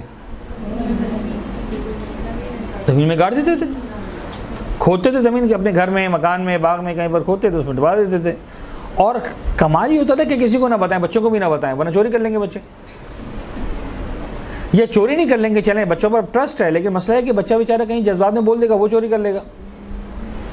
तो जो बुजुर्गान होते थे वो संभाल के रखते थे कि खुदा ना खासा मौका आया तो फिर बता देंगे। लेकिन मसला है कि मौत किसी को मोहलत, तो बहुत सारे लोग बताए बगैर मर जाते थे, बहुत सारे लोग, यानी ये बहुत कॉमन प्रैक्टिसेस रही हैं। करोड़ों का दफीना है, हीरे हैं, जवाहरात हैं, क्योंकि उस ज़माने में ये सब डॉलर्स और ये तो नहीं होता था, सोना ही होता था, तो इसी तरह से स्टोर किया जाता था उसको। अब जनाब अली ये हुआ जनाब के साहब वो या पसंद कारवान पूरा गया था, फैमिली पूरी गई थी ज़ियारतों पर, वहीं ज़ियारतों में कोई तूफ़ान आंधी जल्जल आया, भर के सबके सब पलट के ही नहीं आए। अब किसी को नहीं पता कि साहब इस ख़ानदान का दफीना कहाँ पर है, इधर खोदा उधर खोदा, जितना कर सकते थे खोदा, बाकी नहीं मिला, छोड़ दिया, घर बेच दिया। उन्होंने भी मसलन अगले बेच दिया, किसी को नहीं पता था। 500 साल के बाद मसलन जनाब अली आप जो है आपने वो घर खरीदा और आपने ख्याल आया कि चलो 100 साल हो गए, घर बहुत पुराना हो गया, हवेली पुरानी हो गई, नई हवेली बनाते हैं। आपने पूरी ज़मीन खुदाई कर दी, पता चला खुदाई करते करते माल निकल आया। अब सब कौन है, इसका मालिक कौन है, 200 साल पुराना माल है, किसको पता। शरीयत कह रही है आपकी ज़मीन में निकला ना, आप मालिक हैं, आप इतना करें 20% दे दें इसका, बस खूब से दें, बाकी आपका 100%। दैट इज़ कॉल्ड दफीना। वाज़ेह हो रही बात? तो अल्लाह करे सबको निकले। ओके, नंबर 4, हलाल माल जो हराम माल से मिल जाए, इसके हर एक की डिटेल्स हैं, मैं इस वक्त डिटेल्स में नहीं जा सकता हूँ। वो जवाहरात जो समंदर में गोता लगाने से हासिल हों, जंग का माल गनीमत, वो ज़मीन जो काफिर ज़मीन किसी मुसलमान से ख़रीदे, ये 7 चीज़ें जिनमें ज़कात खुम्स वाजिब होता है। इन 7 में से भी इत्तफ़ाक़न जो हम पर वाजिब होता है वो यूजुअली क्या होता है, नंबर 1। बाकी 6 चीज़ें आम तौर पर हमारी ज़िंदगी में नहीं आती। माइनिंग्स वगैरह के लिए भी आपको पहाड़ों में जाना पड़ता है, सहराओं में जाना पड़ता है वगैरह। दफीना आजकल गांव देहातों में फिर भी मिल जाता है, अफ्रीका वगैरह में मिल जाता है। इवन जिन्होंने कभी आपको मतलब मालूमात हुई हो तो है, पंजाब सिंध वगैरह में गांव देहातों में आप जब भी जाते हैं, ये जो मोइंजो-दड़ो हड़प्पा ये सब इसी में आता है, ये सब इसी के अंदर आता है। और ऐसी कितनी ही तहजीबें हैं, पता नहीं कितनों को गारत कर दिया, कितने बड़े बड़े जलजले तूफान आए, ख़त्म हो जाते हैं सारे के सारे, शायद तबाह हो जाते हैं, पता नहीं चलता। अभी इस्लामाबाद में जलजला आया था 10 साल पहले, आप क्या समझते हैं, सबसे ज़्यादा दोबारा आबाद हो गया, किसी को पता ही नहीं वहाँ पर क्या है। अब मिसाल के तौर पर मुमकिन है 100 साल बाद कोई वहाँ जाकर मकान बनाए और उसको वहाँ वो पुरानी कोई चीज़ मिल जाए, अलमारी को पुरानी मिली, अलमारी को खोला, सेफ को खोला, पता चला किसी मालदार खातून थी 1 करोड़ रुपए के जेवरात रखे थे, उसके उस वक्त 1 करोड़ के, आज के उसमें 10 करोड़ के हो गए, मिल गया उसको। दैट इज़ कॉल्ड दफीना। अब कोई उसका रिकॉर्ड नहीं है, कौन था मालिक, किधर था, वो तो पूरा ख़ानदान ही मर गया था, पूरी कोठी कोलैप्स हो गई थी, ख़त्म हो गया था, कोई बचा ही नहीं था उसके अंदर। हमें सिर्फ किसी को नहीं पता 2008 में जलजला आया था, आप सर आप 2108 में जाके वो घर खरीद रहे हैं आप, या वो ज़मीन पे आप कुछ बना रहे हैं। तो दिस हैपन्स, ऐसा नहीं कि कोई हम नई बात कर रहे हैं, होता है दुनिया में, लेकिन हमारी ज़िंदगी में आमतौर पर नहीं आता। खुम्स का इस्तेमाल, हमने इसकी डिटेल्स में जाए बगैर बस हमें जल्दी से ख़त्म करना हो। खुम्स का इस्तेमाल, खुम्स के 2 हिस्से होते हैं। जब आप खुम्स निकालते हैं, यानी आपकी बचत का 20% आप निकालते हैं, आप फ़र्ज़ करें आपके पास जनाब अली जो है वो फ़र्ज़ कर लेते हैं जनाब कि 50,000 रुपये आपके पास सेविंग बची, 50,000 रुपये का 5 पैसा कितना बनता है, 10,000 रुपये। आपने 10,000 रुपये खुम्स के निकाल दिए। ये जो 10,000 रुपये इसके 2 हिस्से हैं, 5,000 रुपये सहमे इमाम कहलाएंगे, 5,000 रुपये सहमे सादात कहलाएंगे। जो सहमे सादात है, ज़रूरी है कि नंबर 1 या किसी यतीम और मोहताज सैयद के वली को दिया जाए ताकि उसके खर्चात में सर्फ करे, या किसी मोहताज सैयद को दिया जाए। यानी अगर वो नाबालिग है या ऐसा है कि ख़ुद रिसीव करने के काबिल नहीं तो उसके वली को दे, मतलब गार्जियन जिसको कहते हैं, बाप हो चाहे दादा हो, चचा हो, ताया हो, कोई भी माँ हो, या किसी मोहताज सैयद को दिया जाए, गरीब सैयद को दिया जाए जिसके पास साल भर के अखराजात ना हो, या किसी ऐसे सैयद को दिया जाए जो सफ़र में नाचार हो गया हो। अभी आजकल एग्जिस्ट नहीं करता। क्यों एग्जिस्ट नहीं करता? इसलिए कि आजकल फ़ोन का सिस्टम है तो आप मनी अरेंज कर सकते हैं। एक ज़माने में अपने शहर का करोड़पति इंसान घर से निकलता था, उसके शहर में उसको लोग पहचानते करोड़पति है, निकला घोड़े पर बैठ के सारा माल लेके निकला, 4 डाकू है लूट के चले गए, बदन के कपड़े बचे बेचारे के पास, कुछ भी नहीं बचा। अब वो कह रहा है भाई कुछ पैसे दे दो, मैं भूखा मर रहा हूँ, सैयद हूँ, ठीक है समय सादात दे दो। फ़र्ज़ करने को पहचानता भी कि करोड़पति है, इस वक्त समय सादात ले सकता है, इस वक्त गरीब है, क्योंकि उसके पास क्रेडिट कार्ड, पैसा, बैंक, कोई चेक वैक कुछ भी नहीं है। अभी बात हो रही बात। लेकिन अब ये नहीं रहा आजकल। खुम्स के मुस्तहक सैयद की शराइत, नंबर 1 गरीब हो, लेकिन जो सैयद सफ़र में नाचार हो जाए, खा वो अपने वतन में मोहताज ना भी हो, उसे खुम्स दिया जा सकता है, क्योंकि सफ़र की कहानी अलग होती है। तो बहरहाल गरीब होना शर्त है। नंबर 2, अच्छा गरीब हो यानी अपनी हैसियत के मुताबिक ना साल भर के अखराजात रखता हो, ना ही कोई मुनासिब ज़रिया आमदनी। जो ऐसा सैयद हो उसे गरीब माना जाएगा। जो सैयद सफ़र में नाचार हो गया, उसका अगर सफ़र गुनाह का सफ़र हो तो उसे खुम्स नहीं दिया जा सकता। खुदा न खास्ता हो किसी गुनाह के इरादे से निकला हुआ था तो फिर वह हकदार नहीं बनता खुम्स जो है वो सहम सादात का। नंबर 2, वो गरीब सैयद इसनाशरी हो, अगर गैर इसनाशरी सैयद है तो बहरहाल वो सहम सादात का हकदार नहीं बनेगा। नंबर 3, बेनमाजी ना हो। नंबर 4, शराबी ना हो। खुल्लम खुला बेनमाजी, खुल्लम खुला शराबी अगर होगा तो फिर चाहे वो जितना भी मोहतरम हो, वो गरीब हो, वो सहम सादात का हकदार, उसको ठीक है आप दूसरी चैरिटी दे सकते हैं, सहम सादात नहीं दे सकते। नंबर 5, अलानिया गुनाह ना करता हो। अगर गुनाहगार अलानिया गुनाहगार है, अलानिया गुनाहगार में दाढ़ी मूंढना आता है मर्द में, बेहिजाबी या बद हिजाबी आती है ख़वातीन में। टाइम हो गया मेरे ख्याल में, आप लोग आपको निकलना है अब ना, मैं जल्दी से बस ख़त्म कर रहा हूँ 1-2 स्लाइड्स। नंबर 6, खुम्स को गुनाह के कामों में इस्तेमाल ना करें। एक सैयद आपके साथ है, मैं गरीब हूँ साहब, बच्ची की शादी सब कुछ हो गया, ऑर्केस्ट्रा के पैसे रह गए, आप मेहरबानी करें। या मसलन वो 4 गाने वालों को बनाया, उनके पैसे देने रह गए, सिर्फ मेहरबानी करें उसका बिल दे दें। अभी ऐसे एग्जाम्पल दे रहा हूँ जो बहुत जल्दी समझ में आ जाएगी अब। तो फिर गुनाह के कामों में इस्तेमाल करने के लिए नहीं दे सकते। खुम्स देने से उसके बाकी गुनाहों में मदद ना होती हो, उसके सैयद होने का इत्मीनान हो। जो शख्स कहे कि मैं सैयद हूँ, उसे खुम्स नहीं दिया जा सकता, सिवाय इसके कि या तो 2 आदिल तस्दीक कर दें, या वो इस तरह से मशहूर हो कि इसके सैयद होने का यकीन या इत्मीनान हो जाए। सिर्फ ज़बानी कलामी कुछ नहीं देखा सुना उसका सैयद हो मान लिया, ऐसे नहीं चलेगा। बहरहाल अमानत है आपके पास सहम सादात, जो असल सादात गरीब है उन्हीं को देना। जो शख्स अपने शहर में सैयद मशहूर हो, अगरचे इंसान को उसके सैयद होने का यकीन या इत्मीनान ना हो, तब भी खुम्स दिया जा सकता है। अगर मशहूर है, सब कहते हैं सैयद है, आपके महल्ले में रहता है, आपको चाहे यकीन नहीं भी आ रहा, कोई बात नहीं आप दे दें, लेकिन अगर वो मशहूर होना चाहिए, लेकिन इस शर्त के साथ कि उसके बरखिलाफ बात का गुमान ना हो। गुमान से मुराद यानी ऑलमोस्ट 60-70%, 80% कि नहीं मुझे पता है सैयद नहीं है, फिर एक और बात हो जाती है, अदरवाइज़ दे सकते हैं। मुतफ़र्रिक़ मसाइल को छोड़ें। व सल्लल्लाहु अला मुहम्मदिन व आलिहि तय्यबीन ताहिरीन। एक सलवात पढ़ते हैं मोहम्मद व आले मोहम्मद।